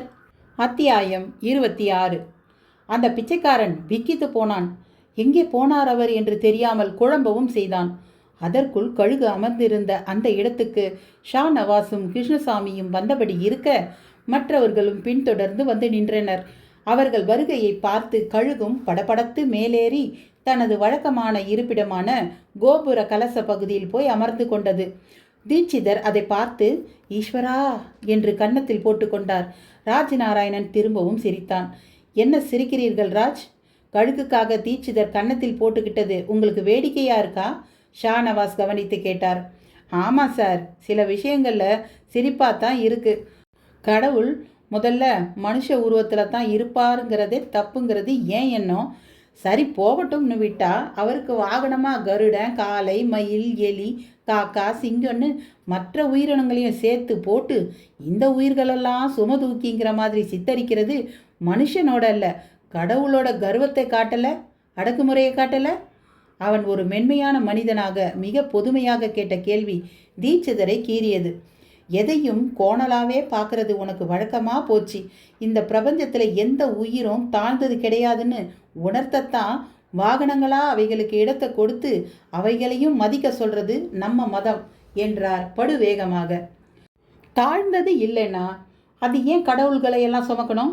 அந்த மிருக சொரூபங்கள்லையும் கடவுள் இருக்கலாம் இல்லையா? மடக்கினான் ராஜ். ஏன் இல்லை? ஆஞ்சநேயமூர்த்தி யாராம்? பிள்ளையார் யாராம்? நரசிம்மமூர்த்தி யாராம்? பட்டர் பாய்ந்து வந்து வக்காலத்து வாங்கினார். அதை ஷா நவாஸ் ரசித்தார். கிருஷ்ணசாமிக்கு தாங்கள் வந்த நோக்கத்தை விட்டு விலகி வெளியே செல்கிற மாதிரி தோன்றியது. மிஸ்டர் ராஜ்நாராயணன், உங்களுக்கு இள வயசு, வாழ்க்கையை சுற்றின விஷயங்களில் நிறைய கேள்விகள் இருக்கும். ஒரு விஷயம் புரிஞ்சுக்கணும், உங்கள் நம்பிக்கை உங்களுக்கு எவ்வளவு பெருசோ அதே அளவு மற்றவங்களுக்கு அவங்களோட நம்பிக்கை பெருசு. அதை எந்த நிலையிலையும் தாழ்வை நினைக்கக்கூடாது. ஓகே, நாம் புறப்படுவோம். இதுக்கு மேலே இங்கே நின்று டயத்தெல்லாம் வேஸ்ட் பண்ண வேண்டாம் என்றார். ராஜ்நாராயணனுக்கு அது சரி என்றே தோன்றியது. சாரி சார் என்றான். ஓகே, விட்டு தள்ளுங்க. ஷானவாஸ், இப்போ இந்த கோவிலையும் பார்த்தாச்சு, உங்களுக்கு ஏதாவது கிடைச்சிருக்கா? நிறைய. மிஸ்டர் தீட்சிதர் சொல்கிற மாதிரி பல அபூர்வ விக்கிரகங்கள் இந்த ஊரில் இன்னும் இருக்குது. இது காலத்தால் சிதைஞ்ச கோவில் இல்லை, மாலிகாப்பூர் படையெடுப்பால் நேர்ந்த கோரம் இது. எனக்கு தெரிஞ்சு அப்படி ஒரு படையெடுப்பால் அழிஞ்ச கோவில்கள் எல்லாம் பின்னால் காலத்தால் சீர் செய்யப்பட்டு இருக்கு. ஆனால் இங்கே மட்டும் ஏன் அப்படி நடக்கலைங்கிறது தான் தெரியணும். ஷா நவாஸின் பேச்சு ஒளிந்திருக்கும் அந்த பிச்சைக்காரன் காதில் விழுந்தபடியே இருந்தது. ஷா நவாஸுக்கு தீட்சிதரே பதில் சொன்னார். அது என்னன்னா, இந்த கோவிலை புனருத்தாரணம் பண்ண முயற்சி செஞ்சப்பெல்லாம் நடக்கக்கூடாதது நடந்தது. அதாவது யாரெல்லாம் அதுக்கு ஸ்டெப் எடுத்தாலும் அவள் செத்து போனா. அதனால் ஒரு பயம் தானாக வந்துடுது. அது மட்டும் இல்லை, இங்கே ஒரு துஷ்ட சக்தி இருக்கிறதாவும் அது இங்கே யார் வந்தாலும் அவளை தடுத்து நிறுத்துறதாவும் கூட நம்பிக்கை. அப்போ நீங்கள் தினமும் வர்றீங்களே, உங்களுக்கு எதுவும் ஆகலையா? நல்ல கேள்வி. நான் அதை நம்பாதவன். எங்கள் ஈஸ்வரன் ரட்சிக்கிறவன், அழிக்கிறவன் கிடையாது. அப்போ செத்து போனாங்கன்னு சொன்னீங்களே, அது தற்செயலாக இருக்கலாம். விதி முடிஞ்சு அவா போய் சேர்ந்திருக்கலாம். ஆனால் ஒன்று, இங்கே ஒரு சக்தி இருக்கு. சித்தர் ஒருத்தரும் இங்கே நடமாடின்னு இருக்கார். அவர் அனுக்கிரகத்தில் இந்த கோவில் கூடிய சீக்கிரம் புனருத்தாரணமாகி எல்லாருக்கும் அனுக்கிரகம் பண்ணதான் போகுது. அதுக்கான காலம் வந்தாச்சுன்னு தான் நான் நினைக்கிறேன். தீட்சிதர் பதிலுக்கு ராஜநாராயணன் யாரும் பார்க்காதபடி முகத்தை திருப்பி கொண்டு சிரித்தான். ஆனால் அந்த பிச்சைக்கார உளவாளி அதை பார்த்து கொண்டே இருந்தான். அவர்கள் பேச்சோடு பேச்சாக கோவிலை விட்டு வெளியேறினர். அவனும் ஒடுங்கி அமர்ந்து அவர்கள் கண்ணில் படாமல் தப்பித்தான். அவர்கள் சென்ற பிறகு மெல்ல வெளியில் வந்தான். வெறிச்சோடு இருந்தது கோவில். இருளும் சூழத் தொடங்கிவிட்டது. எங்கே போனார் அந்த கோவனாண்டி மனிதர்? யார் அவர்? தீட்சிதர் தன் பேச்சில் சொன்னது போல அவர்தான் சித்தரோ? அவரை தேடியபடி அவன் கால்கள் நடந்தன. கால்களை நெருஞ்சி முட்கள் அவ்வப்போது குத்தின. அவன் அதை லட்சியமே செய்யவில்லை. பார்வையில் ஒருவித குரூரத்தோடு நடந்தான். நடுவில் செல்போன் அலறியது. எடுத்து காதில் வைத்தான். அவங்க போயிட்டாங்க. நான் இடிஞ்ச கோவிலத்தான் இருக்கேன். இங்கே சுரங்கப்பாதையெல்லாம் எதுவும் இருக்கிறதா தெரியலை. நல்லது நல்லது. நாளைக்கு நான் கோவில் நிலை பற்றி சொல்கிறேன். அநேகமாக போலீஸ் ப்ரொடெக்ஷன் ஹெவியாக தான் இருக்கும். ஒன்றும் பண்ண முடியாது. அந்த ராஜநாராயண் மேலே குறியாக இருந்தால் போதும். அவனுக்கு நிச்சயமாக மற்ற விக்கிரகங்கள் இருக்கிற இடம் தெரியும். அவன் எமக்காதகன், பயங்கர நாத்திகனா. இங்கே எல்லார் முன்னாலேயும் நடிச்சுக்கிட்டு இருக்கான். பேசிக்கொண்டே நடந்தவன் அப்படியே தாடையை சொரிந்தபடி அண்ணாந்தான். கோவில் சந்நிதி கோபுரத்தில் பல பொம்மை முகங்களுக்கு நடுவில் ஒரு உயிருள்ள முகமாய் அந்த சித்தர் முகம் பகீர் என்றது. பதற்றத்தில் கையில் இருந்த செல்போன் நழுவி பக்கத்தில் இருந்த புற்று துவாரத்தில் விழுந்தது. அதை பார்த்து ஐயோயோ என்றபடி திரும்பவும் கோபுரத்தை பார்த்தபோது கோபுரத்தில் பொம்மை முகங்கள் தான் இருந்தன. அவனுக்கு குழம்பியது. புற்று துவாரத்தில் விழுந்துவிட்ட செல்போனை எடுக்க மனது துடித்தது. அப்படியே கோபுரத்தில் தெரிந்து மறைந்த சித்தர் முகம் கிளியை மூட்டியது. குழப்பத்துடன் துவாரத்துக்குள் கைவிட முயன்றவன் பயந்து ஒரு முடிவுக்கு வந்தவனாய் காலால் புற்றை உதைக்க பார்த்தான். திம் திம் என்று 2 உதை. உள்ளே இருந்து சீறி கொண்டு வந்தது ஒரு நாகம். ஒரு வினாடி கூட தாமதிக்கவில்லை. ஒரே போடு. விடிந்து விட்டது. பட்டர் வீட்டு கொல்லையில் கிணற்றடியில் பாரதி வாயில் பிரஷுடன் ராஜநாராயணனும் வந்து சேர்ந்தான். அவள் காரியத்தில் குறியாக இருந்தாள். என்ன பாரதி, பேச மாட்டியா? பேச்சை ஆரம்பித்தான். உங்களோட பேசக்கூடாதான் பட்டென்று பதில் வந்தது அவளிடமிருந்து. யார்? உங்கள் அப்பாவோட உத்தரவோ? அவள் தலையை ஆடி ஆமோதித்தது. அவனிடம் குபீர் சிரிப்பு பீறிட்டது. அத்தியாயம் 27. தான் வருத்தப்பட்டு பேச மாட்டேன் என்று சொல்லியும் அதற்காக வருத்தப்படாமல் சிரிக்கும் ராஜநாராயணனை பாரதி மிக ஆச்சரியத்தோடு பார்த்தாள். எல்லாம் சில நொடி வரைத்தான். பிறகு அந்த உணர்வை மாற்றிக்கொண்டவளாக, உங்களுக்கு ரொம்ப துளிர் விட்டுடுத்து என்றாள். அப்படின்னா? இது அவன். கொஞ்சம் கூட பயமே இல்லை. எல்லாத்துலேயும் ஒரு சந்தேகம். உங்கள் எதிர்க்க அந்த பெருமாளே நேரம் வந்து நின்னாலும் நம்ப மாட்டேன். யாரோ சினிமா நடிகர் நன்னா மேக்கப் போட்டுண்டு வந்து நின்றுட்டு இருக்கிறதா சொல்வேன். ஓஹோ, இப்போ நான் நாத்திகனாக இருக்கிறது தான் உன் கோபத்துக்கெல்லாம் காரணமா? ஆமாம், பின்ன என்ன? கோவிலில் நாம் மாட்டிட்டப்போ என்னென்ன பார்த்தோம்? அதையெல்லாம் பார்த்துமா உங்களுக்கு பக்தி வரல? பாரதி கோபத்தில் துளி செல்லத்தையும் கலந்து சினுங்கினார். நல்ல வேலை பட்டர் இல்லை. அவர் கோவிலுக்கு போய்விட்டு இருந்தார். அன்னபூரணி மட்டுமே எட்டி பார்த்தாள். பாரதி கேள்வி கேட்டதில் தனக்கும் உடன்பாடு தான் என்பது போல நினைத்தவள் கொல்லைப்புறத்திற்கு ராஜ் அருகில் வந்து நின்றாள். ஐயோ அத்தை, நீ என்ன கேட்க போற? நீ அவ கேட்குற கேள்விக்கு முதல்ல பதில் சொல். நான் அப்புறமா வரேன். என்னத்தை சொல்ல? ஒரே ஒரு கேள்வியை நான் கேட்குறேன், நீங்கள் பதில் சொல்லுங்கோ. குதர்க்கமாக எதையாவது கேட்ப தெரியாதாக்கும். நான் கேட்கவே இல்லை. அதுக்குள்ளே அதை குதர்க்கம்னா எப்படி? உன்னை மாதிரி 4 எழுத்து படித்தவா ரொம்ப பேர் குதர்க்கமாக தானே பேசுகிறா. அவளுக்கெல்லாம் ஆகாசத்துலேருந்து அப்படியே நேராக குதிச்சிட்டு தான் ஒரு மிதப்பு வேற. அவசரப்படுற அத்தை. நான் கேட்குற கேள்விகளில் என்ன தப்பு இருக்கு? எல்லாமே தப்பு தான் ராஜா. கடவுள் நம்மளை சோதிக்கலாம், ஆனால் நாம் கடவுளை சோதிச்சா அது பேராபத்தில் முடியும். தப்பு அத்தை. எதையும் ஏன் எதுக்கு எப்படின்னு கேட்டதால தான் மனுஷன் வளர்ந்தான், ஒவ்வொன்றா கண்டுபிடிச்சான். ஏன் என்ற கேள்வி இன்று கேட்காமல் வாழ்க்கை இல்லை அப்படின்னு எம்ஜிஆரே பாடியிருக்காரே. அப்படி வா. அவர் பாடின அடுத்த வரியை மறந்துட்டியே. நான் என்ற எண்ணம் கொண்ட மனிதன் வாழ்ந்ததில்லை அப்படிங்கிற வரிகளையும் ஞாபகத்தில் வச்சுக்கோ. அதை நான் மறப்பேனா அத்தை? மறந்ததால தான் உன்னை நீ பெருசாக நினச்சிண்டு எல்லாத்தையும் கேள்வியாக கேட்குற, நம்ப மாட்டேங்கிற. கோவில், அதில் இருக்கிற தெய்வம், காலகாலமாக நடக்கிற பூஜைகள், அதன் மேலான நம்பிக்கைகள் எல்லாம் உனக்கு பொய்யா தெரியறது. திரும்பவும் அவசரப்படுற. என் கேள்விக்கு முதல்ல பதில் சொல். கடவுள் இருக்காருனா அந்த கடவுளை திருடவோ இல்லை அழிக்கவோ சிலர் முயற்சி செய்தப்போ அதை எதுக்கு தங்கம் வைரத்தை ஒளிச்சு வைக்கிற மாதிரி அன்னைக்கு அப்படி சிலர் ஒளிச்சு வைக்கணும்? அவரே அழிக்கவும் திருடவும் வந்தவனை அப்படியே பிரசன்னமாகி தடுத்திருக்கலாமோ இல்லையோ? தன்னையே பாதுகாக்க முடியாமல் ஒரு பாதாள குழிக்குள்ளே கிடந்த கடவுளா ஒன்றை என்ன இந்த ஊரை உலகத்தை காப்பாற்றிட்டு இருக்கார். ராஜ் நாராயணன் டூத் பிரஷை வாலி தண்ணீரில் கழுவியபடியே முதல் கேள்வியை முடித்தான். அன்னபூரணியிடமும் பாரதியிடமும் திணறல். என்ன பதில் சொல்ல முடியலையாக்கும்? ஓகட்டும், இது என் அடுத்த கேள்வி. அந்த கடவுள் விக்கிரகத்தை திருடி காசு பார்க்க இப்போவும் ஒரு கூட்டம் அலையுது இல்லையா? மோதிண்டு இருக்குன்னு வேற கேள்விப்பட்டேன். அந்த கூட்டத்தை சேர்ந்த மனுஷால கூட உங்கள் சித்தாந்தப்படி கடவுள் தான் படைச்சார், அவர் மனசு வச்சா அவன் மனசில் பூந்து ஒரு வினாடி இது தப்புன்னு ஏதோ ஒரு வகையில் கூட உணர்த்தினா போதுமே. ஏன் அதை அவர் செய்ய மாட்டேங்கிறார்? போலீஸ் காவல் தானே இப்போவும் போட வேண்டியிருக்கு. இரண்டாவது கேள்வியும் அவர்களை குழப்பியது.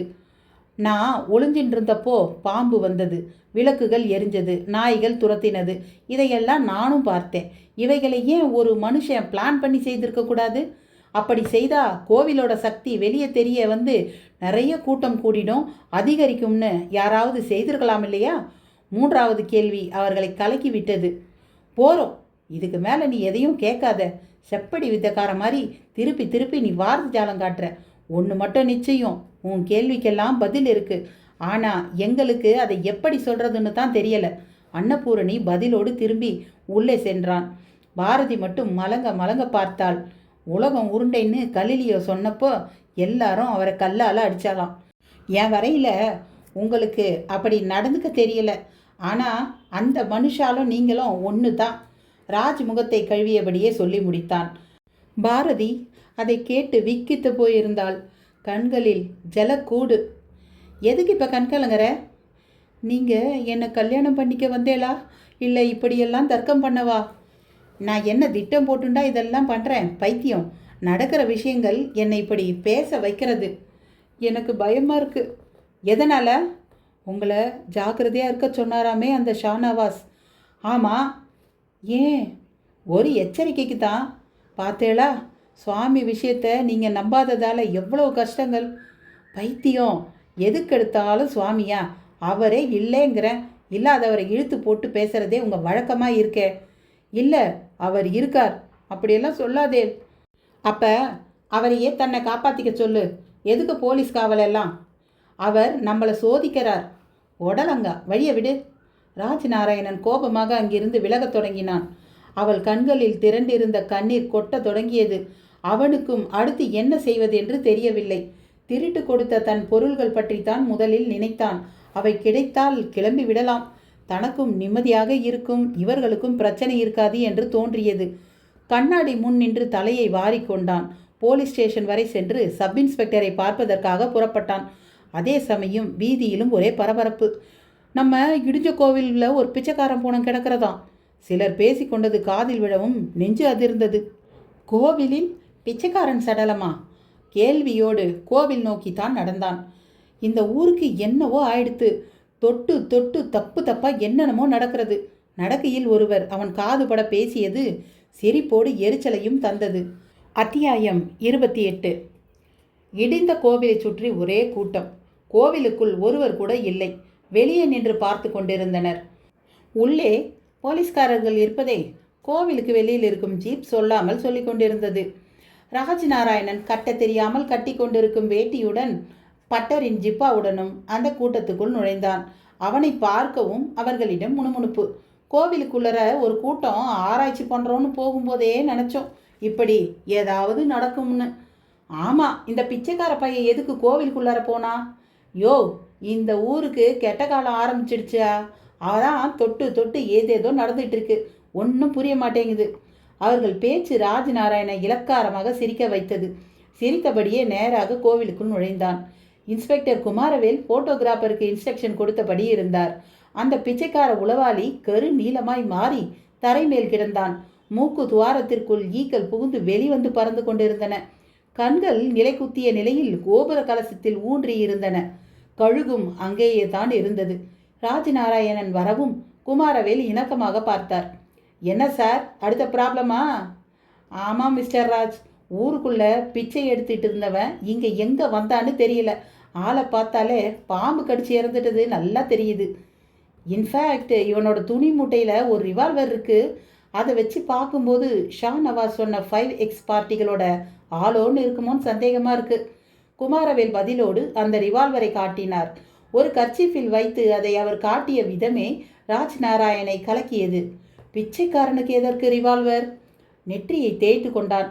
டெஃபினட்டாக இங்கேயும் ஏதாவது இருக்கலாம்னு தேடிட்டு வந்திருக்கணும். அதான் ஏன் யூகம். யூ மீன் 5X பார்ட்டிகள் ஊரில் நிறைய பேர் இருக்கலாம். அதில் ஒருத்தன் தான் இவன். உங்களை எச்சரிக்கையாக இருக்க சொல்லி ஷாநவாஸ் சொன்னதை ஞாபகப்படுத்த விரும்புகிறேன். போதும் இன்ஸ்பெக்டர், எனக்கு ஒரே வெறுப்பாக இருக்குது. என் லாஜிக்கு ஒரு விஷயம் கூட பொருந்தலை. நான் இங்கே இருந்துட்டு டயத்தை வேஸ்ட் பண்ண விரும்பலை. I want to go back. அதுக்கு என் பாஸ்போர்ட் விசா எல்லாம் ரொம்ப முக்கியம். அது திருட்டு போன விஷயம் உங்களுக்கு தான் தெரியுமே. Any improvement? அந்த திருடங்க கிடைச்சாங்களா? என் திங்ஸ் எல்லாம் எப்போ தான் கிடைக்கும்? பிணத்தின் கால்மாட்டில் நின்று கொண்டு ராஜநாராயண் கேட்டதை குமாரவேலும் ரசிக்கவில்லை என்பது அவரது முகபாவத்தில் தெரிந்தது. நோ மிஸ்டர் ராஜநாராயண், நீங்கள் இப்போ ஊருக்கு கிளம்ப நினைக்கிறது ஆபத்து. உங்கள் மேலே உள்ள சந்தேகத்தை அது அதிகரிக்கும். ஏன் மேலே சந்தேகமா? என்ன சொல்கிறீங்க? எஸ், நீங்கள் எப்போ இந்த ஊருக்கு வந்தீங்களோ அப்போ இருந்து தான் இங்கே எல்லா பிரச்சனையுமே.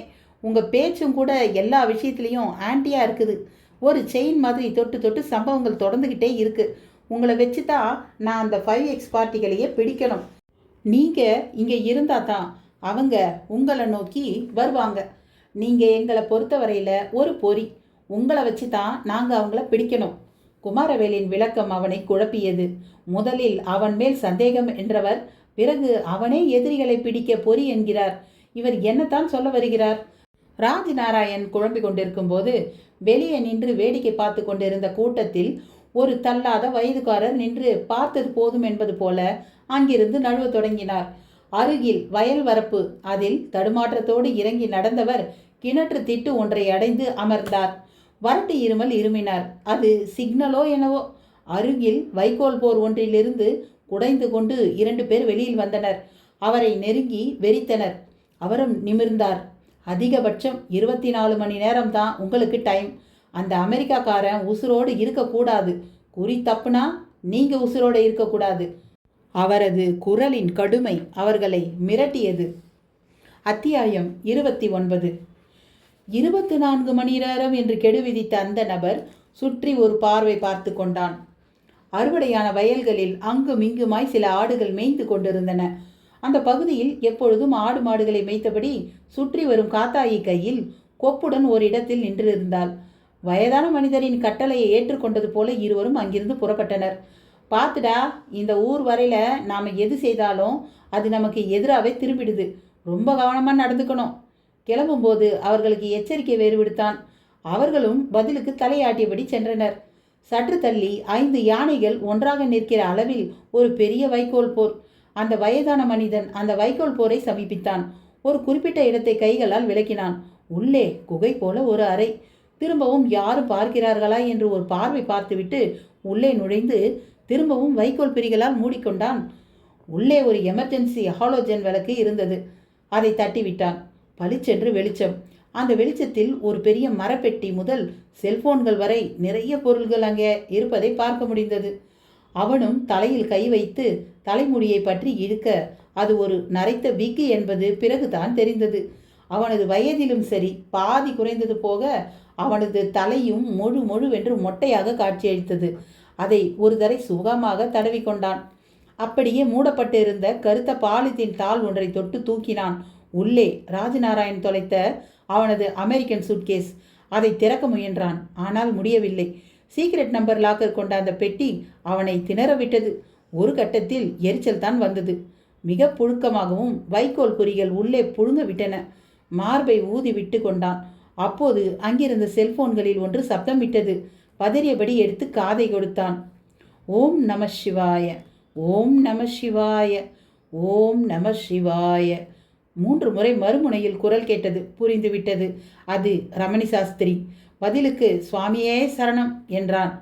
யார், விட்டல் ராவா? எஸ் ரமணி சாஸ்திரி. பேசலாமா? சுற்றி யாரும் இல்லையே. இல்லை இல்லை, நான் இப்போ நம்ம ரகசிய இடத்துல தான் இருக்கேன். இருங்க, சிக்னல் கொஞ்சம் வீக்காக இருக்கு என்ற விட்டல் ராவ் என்று அழைக்கப்பட்ட அந்த மொட்டையன் மூடிக்கொண்டு விட்ட வைக்கோல் புரிகளில் சிலவற்றை தள்ளி உள்ளே காற்று வரும்படி செய்து கொண்டு திரும்ப பேசத் தொடங்கினான். சொல்லுங்க ரமணி சாஸ்திரி. என்னத்த சொல்ல, நம்ம கஜமணி பாம்பு கடிச்சு செத்து போயிட்டானாமே. ஆமாம் சாஸ்திரி, போலீஸ் வந்து உடம்ப போஸ்ட்மார்ட்டத்துக்கு எடுத்துகிட்டு போயிருக்கு. எப்படியா இப்படியாச்சு? அவன் கொஞ்சம் அவசரப்பட்டுட்டான்னு தான் நினைக்கிறேன். மண்ணாங்கட்டி, அந்த ராஜமாணிக்கம் குரூப்பும் போலீஸ் அப்ரூவராக மாறிட்டாங்களாமே. ஆமாம் சாஸ்திரி. ஆக நாம் நினைக்கிற மாதிரி ஒரு விஷயம் கூட நடக்கலை, அப்படித்தானே? உண்மைதான். போலீஸ் வேகமாக சுதாரிச்சிட்டாங்க. எல்லாம் அந்த ராஜநாராயணன் வேலையாக தான் இருக்கணும். அவன் என்ன அவ்வளோ பெரிய கில்லாடியா? பார்க்க அப்பாவி ஆட்டம் தான் தெரிகிறான். ஆனால் ஒரு திட்டத்தோடு தான் இருந்திருக்கிறான்னு நல்லா தெரியுது. இல்லைன்னா இடிஞ்ச கோவிலை அவன் ஏன் சுற்றி சுற்றி வரணும்? நீங்கள் என்ன தான் பண்ணுறீங்க? அவனை போட்டு தள்ள வேண்டியது தானே. இப்போ தான் அதுக்காக 2 பேரை அனுப்பியிருக்கேன். 24 மணி நேரம் தான் கெடு. இதையாவது கவனமாக கச்சிதமாக செய்து முடிங்க. குப்தாஜி ரொம்ப கோபத்தில் இருக்கார். விஷயத்தை சொதப்பின பல்ராம பரலோகத்துக்கு பார்சல் பண்ணியாச்சு. விட்டல், உனக்கும் அந்த நிலைமை வந்துடக்கூடாது. வேண்டாம் என்ன? நிச்சயமா. அந்த ராஜநாராயணன் பரலோகம் போகிறத விட முக்கியமான விஷயம் அந்த நடராஜ விக்கிரகமும் மற்ற விக்கிரகங்களும் தான் நம்ம கைக்கு வருவது தான் முக்கியம். இந்த ஆப்ரேஷனே அதுக்காகத்தான். ஆஸ்திரேலியா பார்ட்டிங்க கிட்ட வாங்கின அட்வான்ஸ் பணத்தில் தான் வேலையே நடந்துட்டுருக்கு. போட்ட பிளான் படி எல்லாம் நடந்தால் உங்களுக்கு போனஸ் அமௌண்ட்டே உண்டு. இல்லை? சாஸ்திரி குரலில் எச்சரிக்கையின் அதிர்வலைகள். மொட்டையன் விட்டல் ராவ் பதில் கூற முடியாத பயத்தோடு செல்போனை பிடித்தபடி நின்றான். என்ன விட்டல் ராவ், பேசியா? சொல்லுங்க, கேட்டுக்கிட்டு தான் இருக்கேன். என்னத்த சொல்கிறது? நல்ல தகவலே வரமாட்டேங்குதே. வரும் வரும், கூடிய சீக்கிரம் வரும். நம்ம ஆட்கள் ஊருக்குள்ளே பரவலாக கலந்துருக்காங்க. கச்சிதமாக காரியத்தை முடிச்சிடுவாங்க. திரும்பவும் சொல்கிறேன், அந்த அசைன்மெண்ட் மற்ற ஊர்களில் நாம் சாதித்த மாதிரியான விஷயம் கிடையாது. தணிகாசலம் பிள்ளை மூலமாக கிடைச்ச ஏடுகளை குப்தாஜி படிச்சுட்டு இருக்கார்.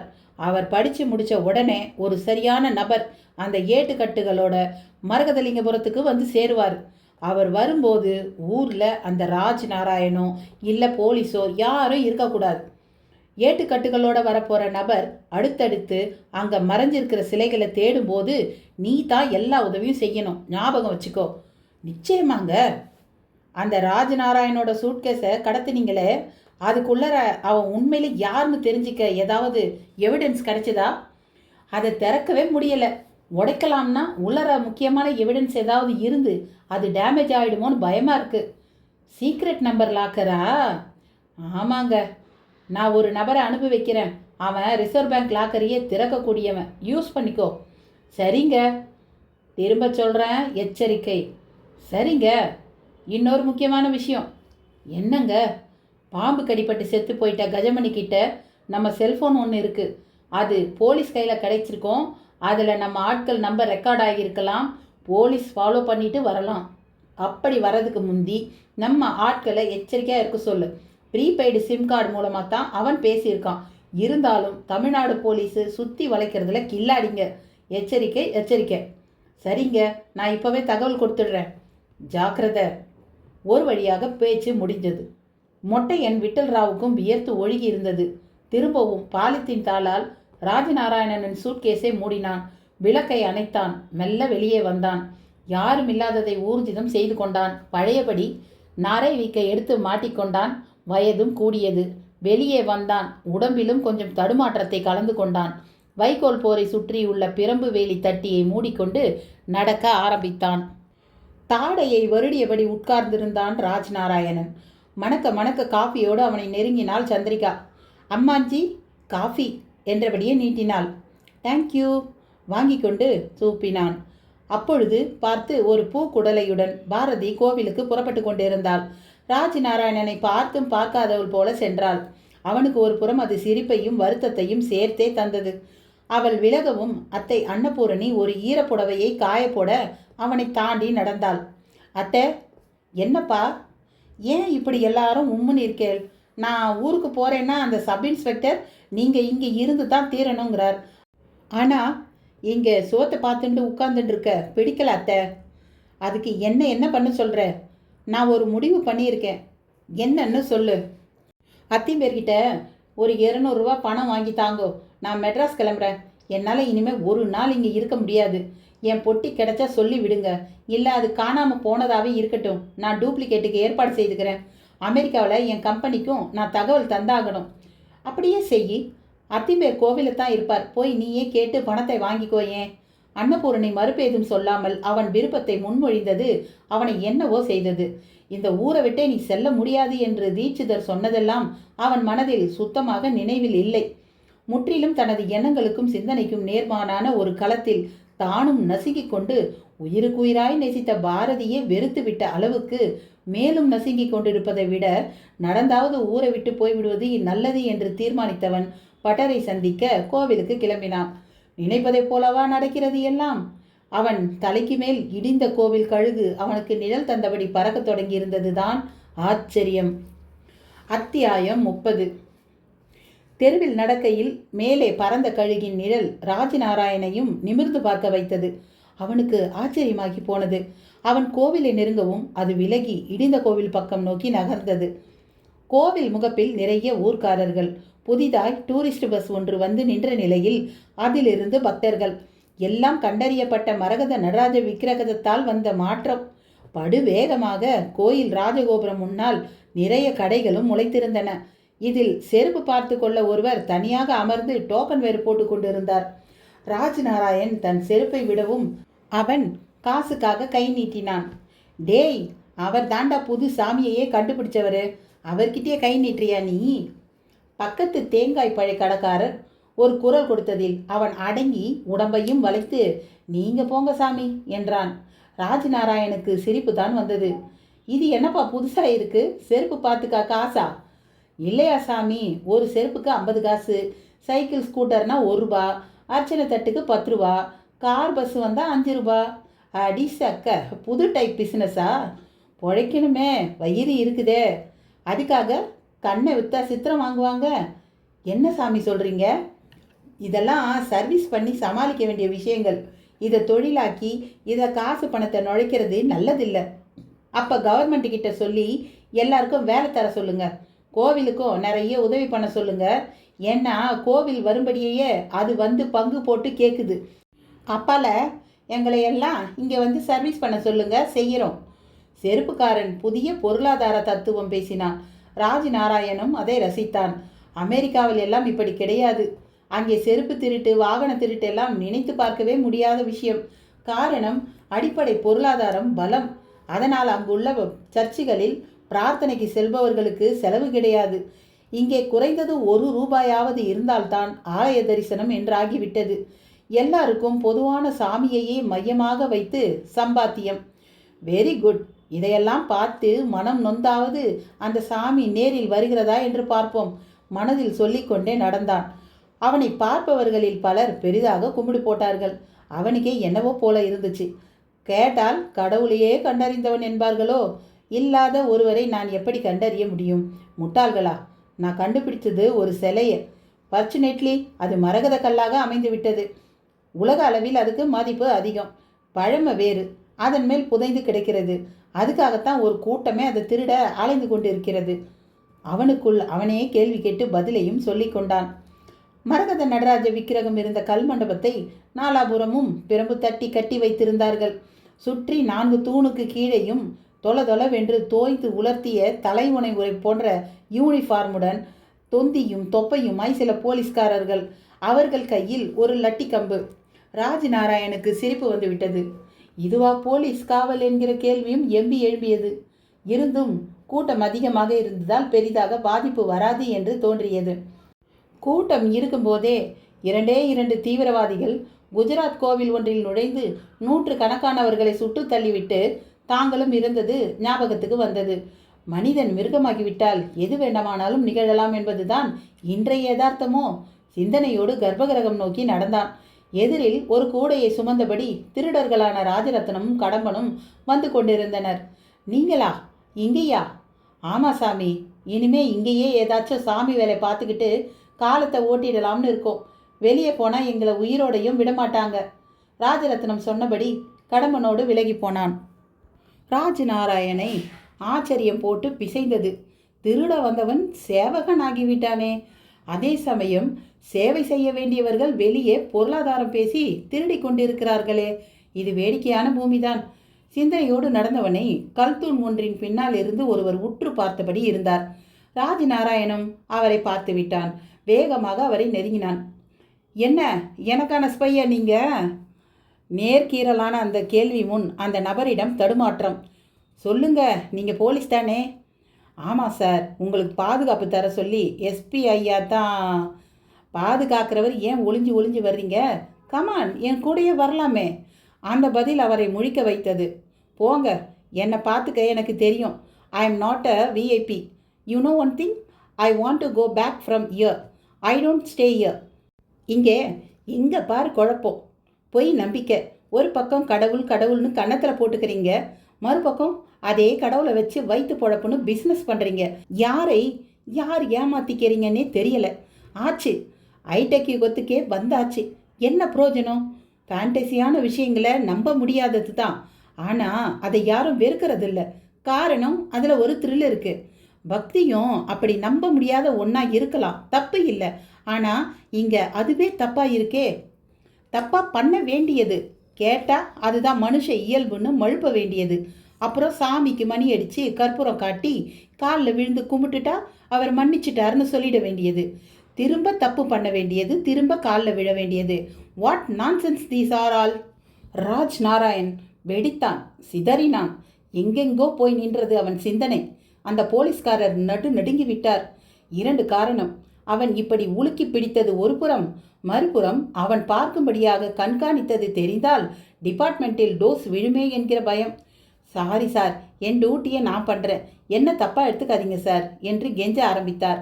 அவசியமே இல்லை, நான் தான் சொன்னேனே, நான் ஊருக்கு திரும்ப போகிறேன். இங்கே கொஞ்ச நாள் இருந்தால் என்னையும் சாமி ஆக்கிடுவாங்க. இதில் கூட ஒரு கொடுமை என்னென்னா, ஜனங்களுக்கு தான் நான் சாமி, என் அத்திம்பேருக்கு நான் ஒரு நாத்திகன். என்னோட நாத்திகத்துக்கு பயந்துண்டு அவர் எனக்கு கொடுக்கறதா சொன்ன பொண்ணை கூட கொடுக்க மறுக்கிறார். அவ்வளவு ஏன், என் அத்தை பொண்ணு இதே கோவிலில் நீங்கள் தான் என் உயிர், போகிற உயிர் உங்கள் மடியில் தான் போகணும்லாம் டைலாக் பேசினா. இப்போ அவளும் ஜூட்டு விடுறா. எனக்கு தெரிஞ்சு பல்ட்டி அடிக்கிறதுல இவங்களெல்லாம் மிஞ்ச ஆளே இல்லை. பட் ஐ ஆம் அ ஸ்டெடி பர்சன். மித்து மேஜிக்குன்னு எதுவும் என்னை ஒன்றும் பண்ணலை. புத்தி தான் என் வரையில் கடவுள். அண்டர்ஸ்டாண்ட்? ராஜ் நாராயண் சீறிக்கொண்டே போனான். அவர் தலையை உதறிக்கொண்டார். Sorry, very sorry sir. நான் உங்களை டிஸ்டர்ப் பண்ணிட்டேன், கொஞ்சம் எக்ஸைட் ஆகிட்டேன். Sorry, very sorry. Okay, bye. அவரை தள்ளியவனாக நடந்தான். முதல் பிரகாரம் சுமாரான இருளில் இருக்க நேர் நீட்டத்தின் முடிவில் கருவறை. நடு நாயகமாக லிங்க சொரூபம் ஒரு ரோஜா மாலையோடு பளிச்சென்று தெரிந்தது. பட்டர் உள்ளே அர்ச்சனை மந்திரம் சொல்லி கொண்டிருந்தார். சற்று முன்னால் பாரதி நின்றபடி இருந்தாள். அவளுக்கு அருகில் பலர். அவள் எதிரில் அவரை அழைத்து பணம் கேட்க என்னவோ போல் இருந்தது. சில நொடி தயங்கி நின்றான். கூட்டமும் அதிகமாக தெரிந்தது. இது குறையட்டும் என்று நினைத்தவன் திரும்பி வெளியில் வந்தான். மரகத நடராஜர் சிலையை சுற்றி நிற்கும் கூட்டத்தை பார்த்தபடியே நடந்தான். யாரோ ஒரு கைட் அந்த நடராஜ விக்கிரகம் பற்றி 2 வெள்ளைக்காரர்களிடம் உதார் விட்டு கொண்டிருந்தான். அதுவும் பட்லர் இங்கிலீஷில். இது பயங்கர சக்தி உள்ள கடவுள், அப்படியே யாக குண்டம் 1லிருந்து மேலே வந்தது. பாலை ஊற்றி சாந்தி செஞ்சாங்க. இதை பார்த்துட்டு போனால் நினச்சதெல்லாம் நடக்கும். உங்களுக்கும் பாருங்க, இனிமே தொட்டதெல்லாம் ஜெயந்தான். ராஜ் நாராயணனுக்கு எரிச்சலாக வந்தது. என்ன ஒரு பொய்! அடுத்த நொடி ஆவேசமானான். அவர்களிடம் சென்றான். அழகிய அமெரிக்க ஆங்கிலத்தில் அதை தான் எப்படி கண்டுபிடித்தேன் என்பதை கூறியவன், இந்த கைட் புழுகுகிறான் என்றான். அவர்கள் வியந்து போய் அவனை மரகத நடராஜ விக்கிரகத்தோடு ஒரு போட்டோ எடுத்துக்கொள்ள பிரியப்பட்டனர். அதன்படியே அதன் அருகில் போய் நிற்க அவர்களும் உரிய கோணம் பார்த்து படம் பிடிக்க முனைந்தனர். இதை சற்று தொலைவில் இருந்து 2 நபர்கள் பார்த்து கொண்டிருந்தனர். கிழவன் வேடத்தில் இருந்த விட்டல் ராவ் 24 மணி நேர கெடு விதித்து அனுப்பிய ஆட்கள் அவர்கள். அவர்கள் கையில் சயனைட் கலந்த வாழைப்பழமும் தேங்காயும் பிரசாதமாக இருந்தன. பாத்தியாடா, அமெரிக்காக்காரனே வந்து நிற்க வச்சு படம் எடுக்கிறத சந்தேகமே இல்லை. இவன் நம்மளையும் மிஞ்சின திருடன் தான். அதான் தெரிஞ்ச விஷயமாச்சே. இப்போ இந்த வாழைப்பழத்தை அவன் சாப்பிடணும். அதுக்கு என்ன ஐடியா பண்ணு? ஒருவன் சொல்ல மற்றொருவன் யோசிக்க ராஜ் நாராயணும் அந்த வெள்ளைக்காரர்களிடம் கை குலுக்கி விடை பெற்றவனாய் அந்த இருவரை நோக்கியே நடந்தான். என்ன நட்புகளே, கதை படு சுவாரஸ்யமாக போயிட்டுருக்கு இல்லையா? இந்த கதையோட அடுத்த பகுதியோட நான் அடுத்த காணொலியில் உங்களை சந்திக்கிறேன். இந்த காணொலி பிடிச்சிருந்தா ஒரு லைக் பண்ணுங்கள், உங்கள் ஃப்ரெண்ட்ஸ்க்கெல்லாம் ஷேர் பண்ணுங்கள். நம்ம சேனலுக்கு புதுசாக வந்திருக்கீங்கன்னா சப்ஸ்கிரைப் பண்ணிவிடுங்க. பக்கத்தில் இருக்கிற பெல் ஐக்கானையும் அழுத்திக்கோங்க. அப்போ தான் நான் போடுற வீடியோக்கள் எல்லாம் உங்களுக்கு வந்து கொண்டே இருக்கும். நன்றி.